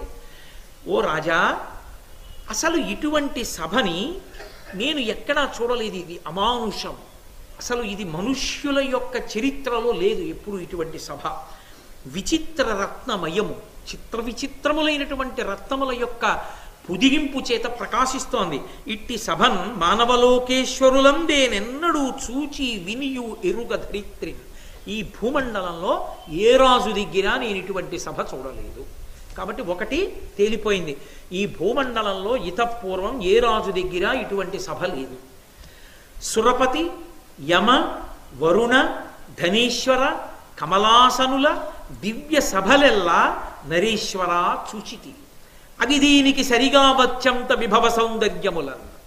నేను ఎన్నో సభలు చూశాను. అందులో చెప్పుకోదగిన సభలు సురపతి సభ అంటే ఇంద్రసభ, యమధర్మరాజు సభ, వరుణ సభ, ధనీశ్వరుడంటే కుబేరుడి సభ, కమలాసనుడంటే చతుర్ముఖ బ్రహ్మగారి సభ. ఇవన్నీ దివ్య సభ, మామూలు సభలు కావు. అక్కడ చారిత్రాత్మకమైనటువంటి విశేషములు కొన్ని ఉంటాయి. ఆ సభల్లోకి ఎవరు పడితే వాళ్ళు వెళ్ళరు. దానికి కొంత యోగ్యత ఉంటుంది. అందరూ ఆహ్వానితులే అంటారు, తప్పు. అందరూ ఆహ్వానితులు అన్ని సభలకు కాదు. అందరూ ఆహ్వానితులే అన్నమాట దోషభూయిష్టం. ఒక్కొక్క సభకి కొంతమంది మాత్రమే ఆహ్వానితులు. ఒక ఆధ్యాత్మిక ప్రవచనం జరుగుతున్న చోటికి అందరూ ఎందుకు ఆహ్వానితులు కారు? ఆస్తిక్య బుద్ధి కలిగిన వారందరూ ఆహ్వానితులు. వేదమునందు నమ్మకం ఉన్నవాడు, రామాయణ భారత భాగవతములందు నమ్మకం ఉన్నవాడు, భగవంతుని యందు నమ్మకం ఉన్నవాడికి ఆ సభాప్రవేశం తప్ప బయట వర్షం కురుస్తోందని లేకపోతే 2 గంటలు తోచలేదని కాసేపు వెళ్ళి కూర్చోవడానికి కాదు ఆ సభ. అందరూ ఆహ్వానితులు కాదు. ఆధ్యాత్మిక సభకే కాదు, ఏ సభకి కాదు. ఏ సభలోకి ఎవరు ప్రవేశించాలో, ఎందుకు ప్రవేశించాలో నియమం ఉంటుంది. తేరగా దొరికిన సభలు ఏవంటే ఈ మధ్య ఆధ్యాత్మిక సభ. అందరూ రావచ్చని ఇస్తుంటారు. ఏమిటి అందరూ ఎలా వస్తారు? ఎందుకు వస్తారు? రాకూడదు. ఆస్తిక్య బుద్ధి ఉన్నవాడికి తప్ప చెప్పకూడదు. కాబట్టి భగవంతుడు ఉన్నాడన్న నమ్మకం ఉన్నవాడికే చెప్పాలి. వేదము ప్రమాణమని నమ్మిన వాడికి చెప్పాలి. ఆస్తిక్య బుద్ధి కలిగిన వారికి ఆహ్వానము. వారు మాత్రమే ప్రవేశించాలి ఆ సభలోకి. ఏ సభకైనా నియమం ఉంటుంది. శాసనసభ, శాసనసభలో శాసనకర్తలు కూర్చుంటారు. మిగిలిన వాళ్ళందరూ వెళ్ళి కూర్చోకూడదు. ఒక్క శాసనాన్ని చెయ్యడానికి అధికారం ఉన్న వాళ్ళు అందులో కూర్చుంటారు. ఇదో ధర్మసభ, ధర్మ నిర్ణయం చెయ్యగలిగిన వాడు అందులో కూర్చుంటాడు. ఏ సభ యందు ఎవరు ప్రవేశించాలో అర్హత ఉంటుంది. అంతేకాని అందరూ అన్ని సభలకి అర్హులు కాదు. ప్రతిదానికి నియమం ఉంటుంది. కాబట్టి నేను ఈ సభలన్నీ చూశాను. ఇవి దివ్య సభలు. మిగిలిన సభలు ఎన్నో ఉండొచ్చు, కానీ ఇవి చాలా గొప్ప సభలు. అటువంటి దేవేంద్ర సభ కానీ, యమసభ కానీ, వరుణ సభ కానీ, కుబేర సభ కానీ, బ్రహ్మగారి సభ కానీ, ఇటువంటి దివ్య సభలెల్లా చూచితి నరేశ్వర, నేను చూశాను. కానీ దీనికి సరిగా వచ్చంత విభవ సౌందర్యములను, ఈ మాట పట్టుకోవాలి. దీని సౌందర్యంతో వాటి సౌందర్యం సరిపోదు అన్నారు అనుకోండి, బాగుంది. వాటికన్నా ఇది చాలా అందంగా ఉంది. విభవం అంటే కీర్తి. కీర్తి విషయంలో ఇదే గొప్పదవుతుంది. ఎలా అన్నాడు నారద మహర్షి? ఆయనకి తెలుసు. ఆయన నోటి వెంట వచ్చేది సత్యం, అందుకు పంపించాడు కృష్ణ పరమాత్మ. ఆయన నోటి వెంట వచ్చింది అంటే ఆ సభ ఒక చారిత్రాత్మకమైన కారణమునకు హేతువు కాబోతోంది. ఆ సభ కురుపాండవ సంగ్రామానికి కారణం కాబోతోంది. ఆ సభ శ్రీకృష్ణ పరమాత్మ యొక్క అగ్రపూజకి కారణం కాబోతోంది. ఇన్ని కారణములున్న సభ ఎందుకు గొప్ప కాదు? అందరూ ఆ సభని చూసి వెళ్ళిపోతే ఆ సభ దుర్యోధనుడికి అగ్నిహోత్రంలో నెయ్యి పోసింది. ఆ నెయ్యి పొయ్యడమే మాయాద్యూతం వరకు వెళ్ళిపోయింది. ఆ మాయాద్యూతమే అనుద్యూతానికి కారణమైంది. అనుద్యూతమే అరణ్యవాస అజ్ఞాతవాసాలకి కారణమైంది. అరణ్యవాస అజ్ఞాతవాసాల తర్వాత రాజ్యం ఇవ్వననడానికి కారణమైంది. ఇస్తే ఇక వాళ్ళని గెలవలేమని. సూదిమోపినంత ఇవ్వనన్నాడు. ఇవ్వనన్నాడు కాబట్టి యుద్ధం తప్పలేదు. యుద్ధం తప్పలేదు కాబట్టి అధర్మాత్ములందరూ మడిసిపోయారు. పైకి కనపడిన మహావృక్షానికి విత్తనం మయసం. కాబట్టి కీర్తి దానికి. మహాభారతం అన్న వృక్షం అంతా అక్కడే పుడుతుంది. కాబట్టి ఇది అత్యంత విభవ సౌందర్యములను చాలా గొప్పదయా ధర్మరాజా.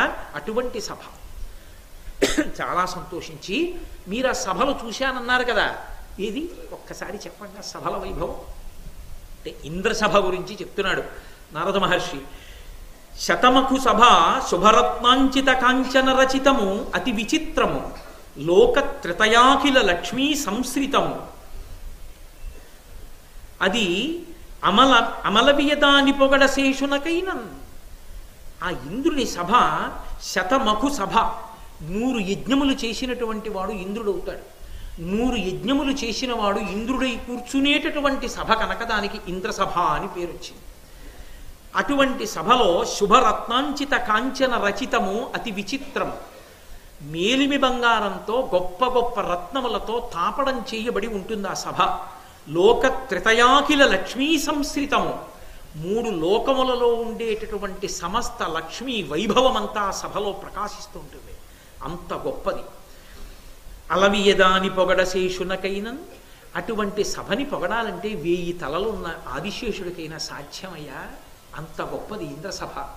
ఆ ఇంద్రసభలోకి ఎంత గొప్పదంటే దాంట్లోకి వచ్చి ఇంద్రుడు కూర్చునుండగా సభ అందంగా ఎందుకుంటుంది అంటే, అతుల విభూతితో మణిమయాభరణాద్యుతులొప్పగా శతకృతుడు శచీసమేతుడయి కాంచన చారు విమాన మాలికాగత దివిజోత్తముల్ కొలువగా కొలువుండు పరస్పరౌంగనాయుత విలసత్ కటాక్ష కుసుమార్చిత సుందర వక్త్ర చంద్రుడై.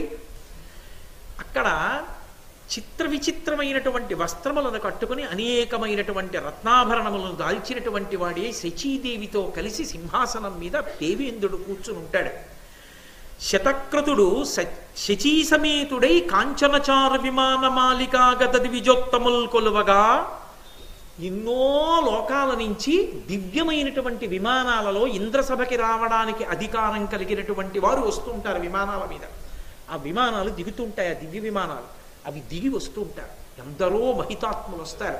అటువంటి వాళ్ళందరూ వచ్చి నమస్కరించి సేవిస్తుంటే కొలువుండు, కూర్చుని కొలువు తీర్చి ఉంటాడు. వరాప్సరోంగనాయత విలసత్కటాక్ష కుసుమర్చిత సుందర వక్త్రచంద్రుడై.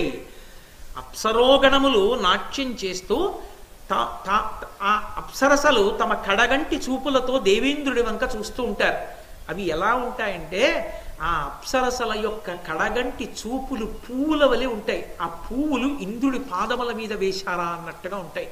ఇంత గొప్పగా ఉంటుంది. కొలువుండా అన్నాడు కదా, ఇంద్రుడు కూర్చుని ఉండగా సభికులు ఉంటారు. ఎవరుంటారు ఆ సభలో?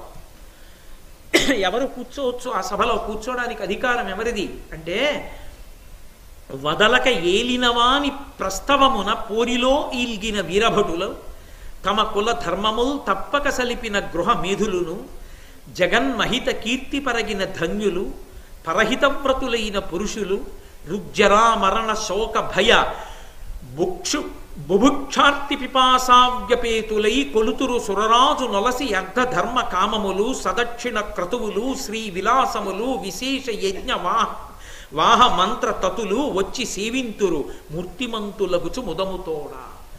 ఆ ఇంద్రసభలోకి ప్రవేశించడానికి అర్హత ఉంది. ఎవరు వెళ్ళి కూర్చుంటారో తెలుసా? అందులో వదలక ఏలినవాని ప్రస్తవమున పోరిలో ఈల్గిన వీరభటులు. మనకి వీడున్నాడు కదా అని నమ్ముకుని యుద్ధానికి ఎడతాడు ఒక్కొక్కడు, వాడి మీద ఆధారపడి. అలా వెళ్ళడం అధర్మమని తెలిసినప్పటికీ నన్ను నమ్ముకున్నాడు రావాడు అన్న ఒక్క కారణానికి ఆ రాజు కోసమని చెప్పి వెళ్ళి యుద్ధం చేసి మరణించినటువంటి వీర సైనికులు ఎవరున్నారో వాళ్ళు నమ్మకాన్ని నిలబెట్టినందుకు వాళ్ళు ఇంద్రసభలోకి ప్రవేశించి కూర్చుంటారు. తమ కులధర్మములు తప్పక సలిపిన గృహమీథులును. ఏ కులంలో తాను జన్మించాడో, నేను మీతో చెప్పా, సనాతన ధర్మము చాతుర్వర్ణ వ్యవస్థ మీద ఆధారపడి ఉంటుంది. అది తమ కుల ధర్మాన్ని, తన కులంలో ఏ ధర్మం పాటించాలో ఆ ధర్మాన్ని తప్పకుండా చక్కగా పాటించినటువంటి వాడెవరు ఉంటాడో అటువంటి వాడు శరీరం పడిపోయిన తర్వాత ఇంద్రసభలోకి ప్రవేశిస్తాడు. జగన్మహిత కీర్తి బరగిన ధన్యులు, ప్రపంచవ్యాప్తంగా కీర్తి గడించినటువంటి వారు, మంచి పనుల చేత ప్రపంచవ్యాప్తంగా పేరు చెప్తే గుర్తుపెట్టుకోగలిగినంతటి మహానుభావులు.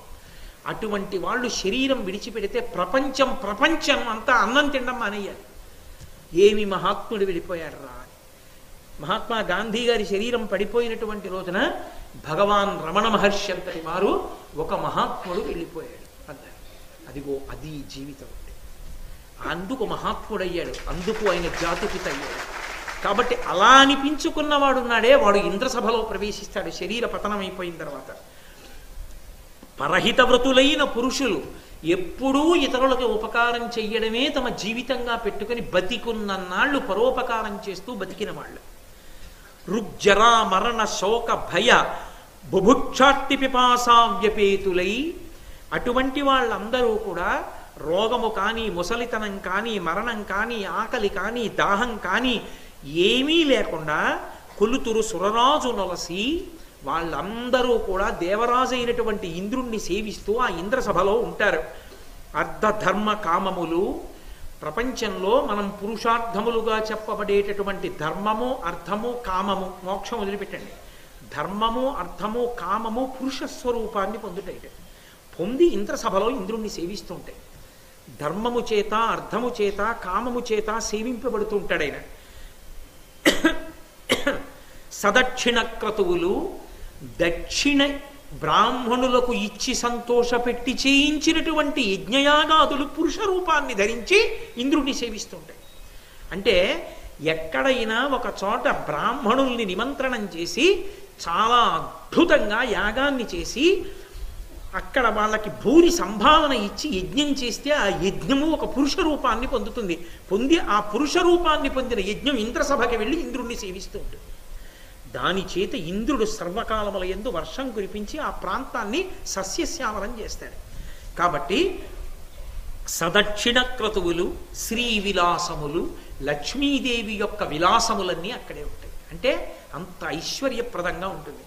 విశేష యజ్ఞ వాహ మంత్ర తతులు, చాలా గొప్ప గొప్ప యజ్ఞాలకి సంబంధించినటువంటి మంత్రముల యొక్క సంకలనం ఏది ఉంటుందో ఆ మంత్ర తతులన్నీ కూడా పురుష రూపాన్ని ధరించి ఇంద్రుణ్ణి సేవిస్తూ ఉంటాయి. వచ్చి సేవింతురు మూర్తిమంతులగుచు ముదముతోడ, సంతోషంతో వీళ్ళందరూ ఇంద్రుణ్ణి సేవిస్తుంటారు. అది ఇంద్రసభ. ఇంద్రుడి సభలో ఎప్పుడూ కూర్చునుండే మహాత్ములైన కొంతమంది పేర్లు చెప్తాను విను ధర్మరాజా. ఎప్పుడు ఉండేవారు ఎవరో తెలుసా? శుక్రాచార్యుల వారు ఉంటారు, బృహస్పతి ఉంటాడు, దేవగురువు, రాక్షస గురువు. ఎవరికి గురువు కాదు, గురువు శాస్త్రమునందు నమ్మకం ఉన్నవాడు. అందుకే శుక్రాచార్యుల వారి దగ్గర చదువు నేర్చుకోమని బృహస్పతి తన కొడుకైన కచుణ్ణి పంపించాడు. కాబట్టి గురువులైనటువంటి బృహస్పతి, శుక్రాచార్యుల వారు ఇంద్రసభలో కూర్చుని ఉంటారు. అగ్ని కూర్చుని ఉంటాడు, చంద్రుడు కూర్చుని ఉంటాడు, అశ్వినీ దేవతలు కూర్చుని ఉంటారు, విశ్వే దేవతలు కూర్చుని ఉంటారు, ధాత, మన్మధుడు, హరిశ్చంద్రుడు ఇంద్రసభలో కూర్చుని ఉంటారు. అలాగే యమసభ. యమసభ అంటే మనం యమలోకాన్ని ఊహ చేయకూడదు. యమలోకం పాపం చేసిన వాళ్ళు బాధలు పడుతూ ఉంటారు. యమసభ అటువంటిది కాదు. యమసభ అంటే ధర్మసభ. ఆయన ఎప్పుడూ ధర్మాధర్మములను గురించి వివేచన చేస్తూ ఉంటాడు. ఎందుకని? వాడు ఈ పరిస్థితుల్లో చేసిన ఈ పనిని ధర్మంగా తీసుకోవచ్చా మాట్లాడుతుంటాడు. ఎవరితో? దాని మీద చెప్పగలిగిన ప్రజ్ఞాశాలులతో కూర్చుంటాడు. ధర్మసభ లోక ధర్మాధర్మ వివేకాస్పదంబు తైజసములు అసద్ధర్మ మణి తతుల దాని నిర్మించను విశ్వకర్మ నిపుణత యొప్పన్. విశ్వకర్మ నిర్మించాడు దాన్ని. శుద్ధమైన బంగారంతో మణులతో కట్టాడు. ఆ సభలో ఎప్పుడూ లోకమునకు సంబంధించినటువంటి ధర్మాధర్మ వివక్ష మీద చర్చలు జరుగుతుంటాయి. అక్కడ పరమకాంతివంతంగా ఉంటుంది. ఎందుకని? అంతటి మహాధర్మాత్ములైన వారందరూ కూర్చుని అక్కడ చర్చ చేస్తూ ఉంటారు. ఆ సభలో కూర్చుని ఉండేవాళ్ళు ఎవరో తెలుసా? యమసభలో అగస్త్య మహర్షి, మతంగ మహర్షి, పితృదేవతలు, యమకింకరులు, కాలచక్రం యాగాలు, దక్షిణ దిక్కున ఉండేటటువంటి లోకాలకి సంబంధించిన దేవతలు, ఉగ్రంగా తపస్సు చేసినటువంటి వాళ్ళు, కృతవీర్యుడు, జనమేజయుడు, జనక మహారాజు, మీ నాన్నగారైన పాండురాజు. ఇక్కడ ధర్మరాజు గారు ఉలిక్కి పడ్డాడు. ఇందుకు వచ్చాడు, ఇందుకు చెప్పాడు, ఎందుకు ద్రవ్యాన్ని యజ్ఞం చెయ్యాలో అందుకు మాట్లాడాడు నారదుడు. మీ నాన్నగారు యమసభలో కూర్చుని ధర్మాధర్మములు చెప్తున్నాడన్నాడు. హరిశ్చంద్రుడు ఇంద్రసభలో ఉన్నాడు, పాండురాజు యమసభలో ఉన్నాడు. అనుమానం వస్తుందా రాదా? మా నాన్నగారు ఇంద్రసభకి ఎందుకు వెళ్ళలేదు? అనుమానం వస్తుంది కదా. ఇది రావాలి ధర్మరాజు, అది వచ్చి అడగాలి. చెప్తాడా? తను చెప్పడు, ఇది చెప్తాడు. అది కొడుకు అడగాలి. అలా అడగకపోతే కొడుకే కాదు. అది ఇంకెందుకు? నేను చెప్పే కదా, ఏటి సూతకం పట్టడానికి ఏడిచే కొడుకు కొడుక, ఆ కొడుకుని కన్నందుకు వాళ్ళు ఏడవాలి. కాబట్టి ఇది చెప్పాడు. మీ నాన్నగారు అక్కడ ఉన్నారు, బాధలు పడుతూ కాదు సుమండి, ధర్మసభలో ధర్మ నిర్ణయంలో కూర్చుని ఉన్నాడు. వరుణ సభ చెప్పి ఊరుకోలేదు, వరుణ సభ చెప్తున్నాడు. మరి దివ్యమైన సభలు చూశానన్నాడు కదా, అందుకని సభాపర్వమైంది. ఒక్క మయసభను అడ్డుపెట్టి ఎన్ని సభలు వస్తున్నాయో చూడండి. వరుణ సభలో అందు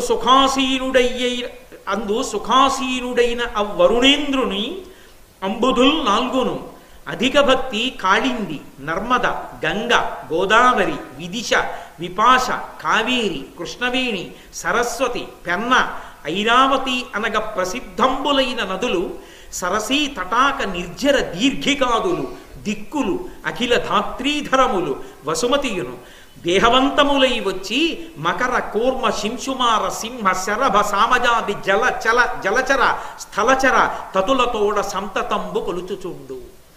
ఆ వరుణ సభలో వరుణుడు ఎంతో సంతోషంగా విలాసంగా సింహాసనం మీద కూర్చుని ఉంటాడు. ఆ సభలో ఆయన్ని సేవించే వాళ్ళు ఎవరో తెలుసా? వరుణుడు అంటే జలాధిదేవత. వరుణుడికి నమస్కారం చేసినా, వరుణ సభ గురించి విన్నా ఏమిటో తెలుసా ప్రయోజనం? పుత్రపౌత్రాభివృద్ధి. భారతం ఉత్తినే రాలేదు, వాటి గురించి విన్నంత మాత్రం చేత అనుగ్రహం కలుగుతుంది. యమధర్మరాజ ప్రసాదాత్ ఆయుష్యాభివర్ధనమశ్నుతే. ఆయన గురించి వింటే, ఆయన సభ గురించి వింటే ఆయుష్ పెరుగుతుంది. వరుణుడి గురించి వింటే సంతానం కలుగుతుంది, సంతానం నిలబడుతుంది, వంశం వృద్ధిలోకి వస్తుంది. ఆ వరుణుడు కూర్చుని ఉండగా 4 సముద్రములు, ఈ భూమండలానికి 4 దిక్కులా ఉన్నటువంటి 4 సముద్రములు కూడా పురుష రూపాన్ని ధరించి వచ్చి ఆయన్ని సేవిస్తుంటాయి. జలాధిదేవత కదూ, అందుకని చాలా భక్తితో వింజామర వేసి సేవిస్తుంటాయి. ఏవి? కాళింది, నర్మద, గంగ, గోదావరి, విదిశ, విపాశ, కావేరి, కృష్ణవేణి, సరస్వతి, పెన్న, ఐరావతి అనగా ప్రసిద్ధంబులైన నదులు. అంటే మిగిలిన నదులు ఉండవా? ఉంటాయి. ఇవే ఎందుకు చెప్పానో తెలుసా? ప్రసిద్ధములు. ఇవి ప్రసిద్ధములు అన్న మాటకు అర్థం ఏంటి? నది పేరు విన్నా, నది పేరు చెప్పిన, నదిని స్మరించిన స్నాన ఫలితం ఇస్తాడు. నేను పొద్దున్న లేచి గోదావరి గోదావరి గోదావరి అన్నాను అనుకోండి, నేను గోదావరి స్నానం చేశానని ఇస్తాడు ఆ రోజు. అందుకే స్నానం చేసే ముందు గంగే చ యమునే చైవ గోదావరి సరస్వతి నర్మదే సింధు కావేర్యౌ జలేస్మిన్ సన్నిధిం కురు ఆయాంతు స్నానం ద్రవ్యాన్ని చ సంప్రోక్ష్య అని చల్లుకోవడం. అందున గంగా పరమపావనం, ప్రసిద్ధములైన నదులు, ప్రఖ్యాతి వహించినవి. దేని చేత? స్మరణ మాత్రము చేత స్నాన ఫలితాన్ని ఇస్తాయి, పాపాలని పోగొడతాయి, కోరికల్ని తీరుస్తాయి. అంత శక్తివంతములైనటువంటి ఈ నదులున్నాయే, ఇవి స్త్రీ స్వరూపాన్ని ధరించి వచ్చి చామరం వేస్తూ సేవిస్తూ ఉంటాయి వరుణుణ్ణి. అక్కడ నిలబడి ఉంటాయి వరుణ సభలో. గంగ అంటే నదీ స్వరూపంగా చూసాం. వరుణ సభలో ఆ గంగమ్మ కనపడుతుంది. వరుణ సభలోకి ఎవరిని పంపిస్తారో తెలుసా? ధర్మశాస్త్రంలో ఉన్నమాట. ఏదైనా ఒక పవిత్రమైనటువంటి జీవనది ప్రవాహం ఉన్న చోట 10 మంది అందులో స్నానం చేసి చక్కగా సంధ్యావందనం చేసుకోవడానికి అరుగులతో కూడినటువంటి స్నాన ఘట్టాన్ని ఎవరు నిర్మాణం చేస్తారో వాళ్ళని వరుణలోకానికి పంపిస్తారు. శరీరం పడిపోయిన తర్వాత అక్కడ ఉన్నవని వాడు చక్కగా నదుల వాళ్ళందరూ సేవిస్తుండగా వరుణ సభలో కూర్చుంటాడు. నేను ఈ మాట చెప్తే మీకు ఎందుకు తెలుస్తుందో, ఒక 15 రోజుల్లో ఒక ఆయన గోదావరి నదిలో అద్భుతమైన స్నానఘట్టాన్ని నిర్మాణం చేస్తున్నాడు. అయిపోతుంది, వెళదాం మనందరం చూడడానికి, అది వేరే విషయం. కాబట్టి ఆ దిక్కులు 8 దిక్కులు కూడా, నిజానికి సంధ్యావందనంలో అయితే పైకి కిందకి కూడా నమస్కారం చేసి లోపలకు కూడా నమస్కారం చేస్తాం. ఈ దిక్కులన్నీ కూడా పురుష స్వరూపాన్ని ధరిస్తాయి. అలాగే సరస్సులు, నదులు, తటాకములు, చెరువులు, ఇవి వీటితో పాటుగా భూమి, వీటితో పాటుగా నీటిలో ఉండేటటువంటి జలచరములు ఏవైతే ఉన్నాయో అవి, మకర, కూర్మ, మకరం అంటే మొసలి, కూర్మం అంటే తాబేలు, శింశుమారం అంటే నీటికోతి, సింహము, భూమి మీద తిరిగేటటువంటి సింహం, అలాగే శరభమృగం అని మీరు ఎప్పుడైనా చూశారో లేదో నాకు తెలియదు. అంటే నేను ఇప్పుడు ఆ మృగాన్ని మృగంగా చూసిన వాడిని కాననుకోండి. గరుడ పక్షిల రెక్కలతో ఉండి ముందుకి మృగ శరీరంతో ఉంటుంది. అది సింహాన్ని చంపేస్తుంది, సింహాన్ని చంపి తింటుంది. అది శరభమృగం కన్నా గొప్పది ఇంకా లేదు అని. అందుకే పరమశివుడికి శరభేశ్వరుడని పేరు. శరభ అన్న పేరున్నవాడు శివుడు ఒక్కడే. సింహాన్ని తింటుంది అది. ఆ శరభమృగాన్ని మీరు చూడాలంటే, శరభేశ్వరుడు అనేది శివస్వరూపం. ఆ శరభేశ్వరుణ్ణి మీరు చూడాలి అంటే 2 చోట్ల సాధ్యం. చిదంబర క్షేత్రానికి వెళ్ళినప్పుడు ప్రత్యేకంగా నటరాజస్వామి వారు ఉంటారు. ఆ నటరాజస్వామి వారి దగ్గరే ఆనంద తాండవ సభ జరిగింది. అక్కడే ఎవరు గొప్ప తాండవంలోని కాళికాదేవి ఆయన కూడా తాండవం చేశారు. ఏది శివుడు చేస్తే ఆవిడ వచ్చేసి, విష్ణుమూర్తి న్యాయ నిర్ణేత కూర్చుని ఉంటారు. ఇప్పటికే సభ మీరు చూడొచ్చు, విష్ణుమూర్తి కూర్చుని. అక్కడ పరమశివుడికి విసుగొచ్చేసి, ఏమిటి నేను ఏం చేస్తే అది చేస్తోంది ఈవిడ అని ఆగ్రహం వచ్చి ఒక్కసారి తన కాలు పైకెత్తి ఇలా నిలబెట్టాడు. అప్పుడు ఒంటి కాలివాడు ఇలా ఉన్నాడు. ఈ కాలు నుంచి ఆ కాలు వరకు ఇలా ఒకటే కాలులా ఉంటుంది. ఊర్ధ్వతాండవమూర్తి అంటారు. ఒక కాలు ఇలా పైకెత్తి నించోపెట్టి నించున్నాడు. స్త్రీ సహజమైనటువంటి ఆ మర్యాద చేత కాలు అలా పైకి ఎత్తదు. కాళికాదేవి సిగ్గుపడి నిలబడిపోయింది. అప్పుడు శివుడు నటరాజు అయ్యాడు. శివుడు నటరాజు అని విష్ణువు నిర్ణయం చేస్తే అది నటరాజ సభ అయింది. అక్కడ ఇప్పటికీ కూడా ప్రతిరోజు ప్రదోష వేళలో ఆయన ప్రత్యేకంగా 2 కోసం చేస్తూ ఉంటారు తాండవం. వాళ్ళే ఆయన పక్కన నిలబడి ఉంటారు. ఒక ఆయన మృగస్వరూపంతో ఉంటాడు, వ్యాఘ్రపాదుడు. పులి ముఖం ఉంటుంది, కింద నర శరీరం ఉంటుంది. వ్యాఘ్రపాదుడు పతంజలి. పాము శరీరం ఉంటుంది, పైన నరముఖం ఉంటుంది. వాళ్ళిద్దరూ అటు ఇటు నిలబడి చూస్తుంటే ఆయన తాండవం చేస్తాట, ఆనంద తాండవం. అందుకే దానికి చిత్ సభ, ఆనంద తాండవ సభ అని. ఆర్ద్రాభిషేకం మార్గశీర్ష మాసంలో ఆర్ద్రా నక్షత్రం ఉండగా తెల్లవారుజామున 3:04 గంటల మధ్యలో శివలింగానికి అభిషేకం చేస్తారు. అది చూస్తే చాలు చల్లబడతాయి మనసులు, ఊరు చల్లబడుతుంది. ప్రతి ఊరిలో మార్గశీర్ష మాస ఆర్ద్రా నక్షత్రంలో తెల్లవారుజామున బ్రహ్మముహూర్తంలో అభిషేకం జరగాలి శివాలయాల్లో. అంత ఆ అభిషేకం చూడడానికి ఎడతారు ప్రత్యేకంగా. ఎంత కష్టంలో ఉన్న వాళ్ళు ఎడతారు, ఎందుకంటే వేడి తగ్గి ఆ శివలింగం చల్లబడినంత చల్లబడతారు. మనకి లోకంలో చూడండి ఆయన చల్లగా ఉండాలంటారు. ఆర్ద్రాభిషేకము అని ఒక ప్రత్యేకమైన అభిషేక క్రతువు అది. కాబట్టి అదిగో అక్కడికి వెళ్ళి మీరు చూస్తానంటే కనపడదు శరభమృగం. అడగాలి అర్చక స్వామిని, అయ్యా మాకు ఒక్కసారి శరభేశ్వరుణ్ణి చూపించండి అని అడిగితే పక్క గది తాళం తీసి చూడమంటారు. ఉలిక్కి పడతాను చూస్తే, అంత ఉంటాడు. గరుడ పక్షి ముఖంతో ఉంటాడు, అద్భుతమైన మూర్తి. మళ్ళీ కుండలేశ్వర దేవాలయం యొక్క విమానం మీద ఉంది మూర్తి. ఆ శరభేశ్వరుడు 2 చోట్ల కనపడుతూ ఉంటాడు. అటువంటి శరభేశ్వరుడు ఆయన, ఆ శరభం కూడా వరుణ సభలో నిలబడి పురుష స్వరూపంతో సేవిస్తూ ఉంటుందట వరుణుణ్ణి. జలచర స్థలచర తతులతోడ సంతతం బొగులుచు.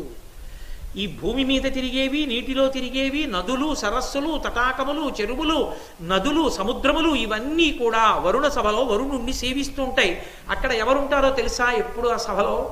వాసుకి, ఐరావతుడు, ప్రహ్లాదుడు, విరోచనుడు, బలిచక్రవర్తి, నరకుడు, నముచి. నముచి ఎవరో తెలుసా? మయసభ నిర్మాణం చేసిన మయుడికి అన్నగారు నముచి ఆ సభలో ఉంటాడు. కాబట్టి ఆ వరుణ సభ అంత గొప్పది. ఇక కుబేర సభ. ఆ కుబేరుడు యొక్క సభ ఎలా ఉంటుందో చెప్తాను చూడు. ఇన్ని సభలు మనకి ఎందుకు వచ్చాయి? ఒక్క మయసభ కారణం చేత. అందుకు సభాపర్వం అన్నారు వ్యాసుల వారు. ఇన్ని సభలు వినడానికి అవకాశం వచ్చింది. కుబేర సభలో అందు కుబేరుడు పరమానందంబున నుండు ధర్మనందన విలసన్ మందార పారిజాతక నందన మందానిలాభినందితుడగుచు. అక్కడ పరమానందంతో ఉంటాట కుబేరుడు. ఎందుకని? డబ్బులున్నాయని కాదు, వేరు కారణం ఉంటుంది. డబ్బులున్నాయని సంతోషం కాదు, డబ్బులున్నందుకు ఆనందంగా ఉండాలంటే చాలామంది డబ్బులున్న వాళ్ళు సంతోషంగా ఉండాలి. చాలామంది నిద్రపోకుండా బెంగ పెట్టుకునేవాళ్ళు డబ్బులున్న వాళ్ళు. కాబట్టి అన్ని వేళలా డబ్బు సుఖహేతువేం కాదు, సుఖంగా నిద్రపోవడానికి కారణము కాదు అది. కానీ కుబేరుడు చాలా సంతోషంగా ఉంటాడు అక్కడ సభలో ఉండి. ఆయన ఏది పీలుస్తుంటాడో తెలుసా? ఎప్పుడు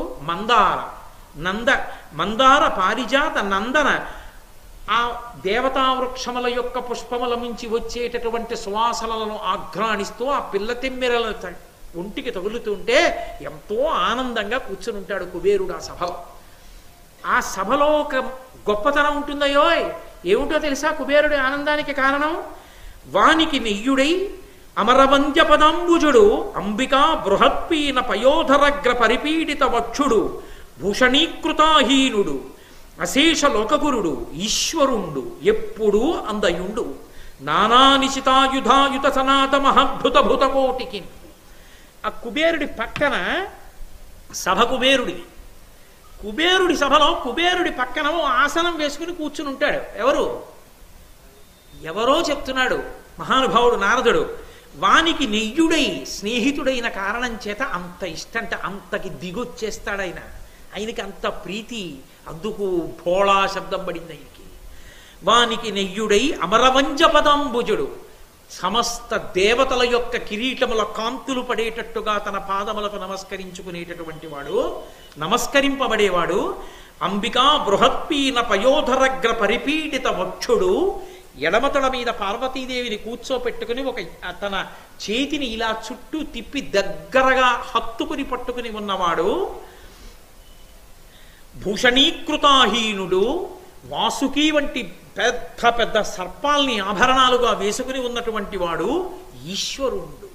ఆ పరమశివుడు ఉన్నాడే ఆయన కూర్చుని ఉంటాడు. ఎప్పుడు అందయుండు, ఎప్పుడు అక్కడ కూర్చుని ఉంటాడయా. పరమశివుడు అంతటి వాడు తనకి చెలికాడై ఉన్నాడు, స్నేహితుడై ఉన్నాడు. ఏమి సంతోషం కుబేరుడికి. తననెవరేమంటారు? మన్మధుణ్ణి కాల్చాడు, యమధర్మరాజుని తన్నాడు, అటువంటి వాడు పక్కన కూర్చుని ఉంటాడు. ఎప్పుడు అందనుండు, ఎప్పుడు అక్కడే కూర్చుని ఉంటాడు. అందరూ ఆయన కోసం అక్కడికే వస్తుంటారు. ఆయన అండి కైలాసంలో కన్నా అక్కడ దొరుకుతారు అంటుంటారు, అక్కడికి ఎడుతుంటారు. అంత స్నేహధర్మం, ఏమి మహానుభావుడు. కాబట్టి ఎప్పుడు అందవుండు. నానానిశితాయుధాయుత సనాత మహాద్భుత భూతకోటికిన్ పదునైనటువంటి ఆయుధాలు పట్టుకున్నటువంటి కొన్ని కోట్ల భూతగణములు ఆయన చుట్టూ పరివేష్టించి నిలబడి ఉంటాయి. ఎందుకని? శివుడు అక్కడ ఉన్నందుకు వాళ్ళు కూడా ఉంటారు. ఇక్కడ కుబేరుడు ఉంటాడు. అసలు ఆ సభలోకి వెడితే కుబేరుడు కాదు, శివదర్శనం పార్వతీ సహితంగా అవుతుంది. అయితే ఏమవుతుందంటారేమో, అందులో ఒక గమ్మత్తుంది. పార్వతీదేవి ఎడమతొడ మీద కూర్చుని ఉండగా కన్నులు తెరిచి ప్రహృష్టవదనుడై పరమ సంతోషంగా ఇలా తన చేతిని ఆమె చుట్టూ వేసుకుని ఆమె యొక్క స్తనములు తన వక్షస్థలానికి నొక్కుకునేటంత దగ్గరగా తీసుకుని కూర్చున్నటువంటి పరమశివుడు కుడి చేతిని ఇలా చూపిస్తూ ఉంటాడు. మంగళాయతనం దేవం యువానమతిమంగళం ఝాయేత్ కల్పతరోర్మూలే సుఖాసీనం సహోమయా అని లింగపురాణం. అలా కూర్చున్నటువంటి పరమశివుడి గురించి విన్నా, అటువంటి మూర్తిని చూసినా ఉత్తర క్షణంలో కోరికలు తీరుతాయి. అటువంటి వాడై కూర్చుని ఉంటాడు కుబేర సభలో. అది ఆయన ఆనందం. ఇక్కడికి వచ్చిన వాడికి కోరికలన్నీ తీరుతాయి. ఇక నా పక్కనే కూర్చుని నేను అస్తమానం ఇలా చూస్తుంటాను, నేను ఎందుకు ఆనందంగా ఉండను? అందుకు పరమానంద భరితుడై ఉన్నాడు కుబేరుడు. అక్కడ శివుడు కూర్చుని ఉంటాడయా. కాబట్టి అటువంటి సభ, అవ్వో అక్కడ యక్షులందరూ ఆయన్ని సేవిస్తూ ఉంటారు. శంఖనిధి, పద్మనిధి మొదలైనటువంటి నవనిధులు ఆయన్ని సేవిస్తూ ఉంటాయి. ఐశ్వర్యం అంతా సరే. అది దాటిన తరువాత చతుర్ముఖ బ్రహ్మగారి సభ. ఆ బ్రహ్మసభలో దళిత విరోధి ఇట్టి దనిదాని తెరంగిరుంగక తెరుగెరుగంగా బ్రహ్మకుంకొలదియే తానవాంగ్మానసగోచరమద్భుత రూపము ఈ వియత్తలమును కంబ మొక్కటియ తాల్పక సుస్థిరమై నిజప్రభావళి వెలిగించుచుండు శిశివారిజ మిత్రుల మండలంబులను. దళిత విరోధి అని పిలిచాడు ఆ ధర్మరాజు గారిని. దళిత విరోధి అంటే అణిచివేయబడినటువంటి శత్రువులు కలవాడా. నేను ధర్మరాజుకి శత్రువుని చెప్పుకోగలిగిన వాడు లేడు, అంత భయం ధర్మరాజు గారంటే. పక్కన తమ్ముళ్ళటువంటి మహావీరులు. కాబట్టి శత్రువు అన్నవాడు లేనివాడా అంటే, నేను శత్రువుని లేస్తే అణిచేశావు, నీ ధర్మం చేత అసలు చాలామంది నీ యందు శత్రుత్వమే పోనారు. శత్రువు లేనివాడా, అజాత శత్రువు. కాబట్టి అసలు ఆ బ్రహ్మసభ ఇలా ఉంటుంది అని చెప్పడం బ్రహ్మగారికే సాధ్యం కాదు. ఎప్పుడూ 4 ముఖాలతో 4 వేదాలు చెప్పేటటువంటి బ్రహ్మగారే తన సభ గురించి చెప్పమంటే చెప్పలేడయా. అంత గొప్పగా ఉంటుంది ఆ బ్రహ్మసభ. తానవాంగ్మానస గోచరమద్భుత రూపము, అది వాక్కుల చేత మనస్సు చేత కూడా చెప్పడానికి వీలు కాదు, మనసులో కూడా భావన చేయలేము, అంత గొప్పది ఆ సభ. అందులో ఈ వియత్తలమును కంబమొక్కటియ తల్పక సుస్థిరమై నిజ ప్రభావళి వెలిగించుచుండు శివారిజమిత్రుల మండలంబులను, ఆకాశం అనేటటువంటి దానికి ఒక స్తంభమై అది సూర్యచంద్ర మండలాల్ని ప్రకాశింపచేస్తుంటుంది. బ్రహ్మగారి సభలో కూర్చోవడం అంటే అమ్మో ఎటువంటి విశేషాన్ని పొందినవాడైతే కూర్చుంటాడు. అందులో కూర్చుని ఉండేవాళ్ళు ఎవరో తెలుసా? మనువు, అత్రి మహర్షి, మరీచి, సూర్యభగవానుడు, చంద్రభగవానుడు, సమస్త గ్రహాలు, సమస్త నక్షత్ర మండలాలు, దేవగణాలు, వసువులు, రుద్రులు, సిద్ధులు, సాధ్యులు, మహాములు, 4 వేదాలు, పురాణాలు, ఇతిహాసాలు పురుష రూపాన్ని ధరించి కూర్చుంటాయి. అంటే మహాభారతం కూడా పురుష రూపాన్ని ధరించి బ్రహ్మగారి సభలో కూర్చుంది. కాబట్టి అవన్నీ కూడా సేవిస్తుంటాయి. చతుర్ముఖ బ్రహ్మగారిని సేవిస్తుండగా సరస్వతీదేవి వీణానాదం చేస్తుంటే ఆ వీణానాదం వింటూ 4 ముఖాలతో వేదం చెప్తూ సృష్టి కార్యం చేస్తూ మహానుభావుడైనటువంటి చతుర్ముఖ బ్రహ్మగారు లోకాలకన్నిటికీ పెద్దవాడై సృష్టికర్త కాబట్టి గౌరవం ఆయనకి. ఆయన పద్మమునందు కూర్చున్నవాడై సృష్టి చేస్తూ ఉంటాడు. ఆ సభలో ఇంతమంది మహానుభావులు కూర్చుంటారు. అంత గొప్ప సభ. విశేషం ఏమిటంటే హరిశ్చంద్రుడి గురించి ప్రత్యేకంగా చెప్తున్నాడు నారద మహర్షి. ఇవన్నీ చెప్పి ఈ సభల గురించి జయశీలుడై హరిశ్చంద్రుండు తొల్లి సప్త ద్వీపముల తన బాహుశక్తి చేసి జయించి నిశేషిత శత్రుడై దారునిలో గల ధరణిపతుల నిజశాసనంబున నిలిపి నిత్యంబైన మహిమతో సకల సామ్రాజ్యమొప్ప రాజసూయంబు తిరంబుగానొనరించి తనరి యథోచిత దక్షిణలను ఏనుమడుగులర్థమిచ్చి యాజకుల పూజించి భక్తితో విశిష్ట విప్ర జనులకు అభిమతార్థ సంప్రదానంబుల తృప్తి చేసే వంశ దీపకుండు. ధర్మరాజు గారికి అన్నీ వింటున్నా మనసులో కలుక్కు కలుక్కు కలుక్కు కలుక్కుమంటోంది ఒకటి. మా నాన్నగారు యమసభలో ఉన్నారు, హరిశ్చంద్రుడు ఇంద్రసభలో ఉన్నాడు. ఎందుకున్నాడు అని కదా. ధర్మరాజు గారు నోటితో చెప్తే తప్ప పట్టుకోలేనివాడా? అడగకుండా ఉంటాడా ధర్మరాజు? ఇంతవరకు వచ్చిన తర్వాత మరి నారద మహర్షి అడగకపోతే ఎవరిని అడుగుతాడు? అందుకు చెప్తున్నాడు నారద మహర్షి, హరిశ్చంద్రుణ్ణి ఎందుకు కూర్చోబెట్టారో సభ తెలుసా? ఇంద్రసభలో మీ నాన్నగారు కూడా ఈ ధరామండలాన్నంతటినీ జయించాడు. సమస్త భూమండలాన్ని గెలిచినవాడు పాండురాజు. అంతటి మహానుభావుడు ఆయన. అంతమంది శత్రువుల్ని దురుమాడాడు. యావత్ ప్రపంచానికి, యావత్ భూమండలానికి ఆయన సార్వభౌముడు. అయినా మీ నాన్నని ఇంద్రసభలో కూర్చోపెట్టలేదు. హరిశ్చంద్రుడిని ఎందుకు కూర్చోపెట్టారో తెలుసా? జయశీలుడై హరిశ్చంద్రుడు తొల్లి సప్త ద్వీపముల తన బాహుశక్తి చేసి జయించి నిశేషిత శత్రుడై 7 ద్వీపములలో కలిగినటువంటి వాళ్ళనందరినీ కూడా గెలిచి సప్త ద్వీపములను తన వశం చేసుకున్నాడు. దారునిలో గల ధరణీపతుల నిజశాసనంబున నిలిపి సమస్త భూమండలంలో ఉన్నటువంటి వాళ్ళని సామంతరాజుల్ని చేసుకున్నాడు తన శాసనంతో. అంత భయపడి ఆయనకి సామంతులై పరిపాలించాడు.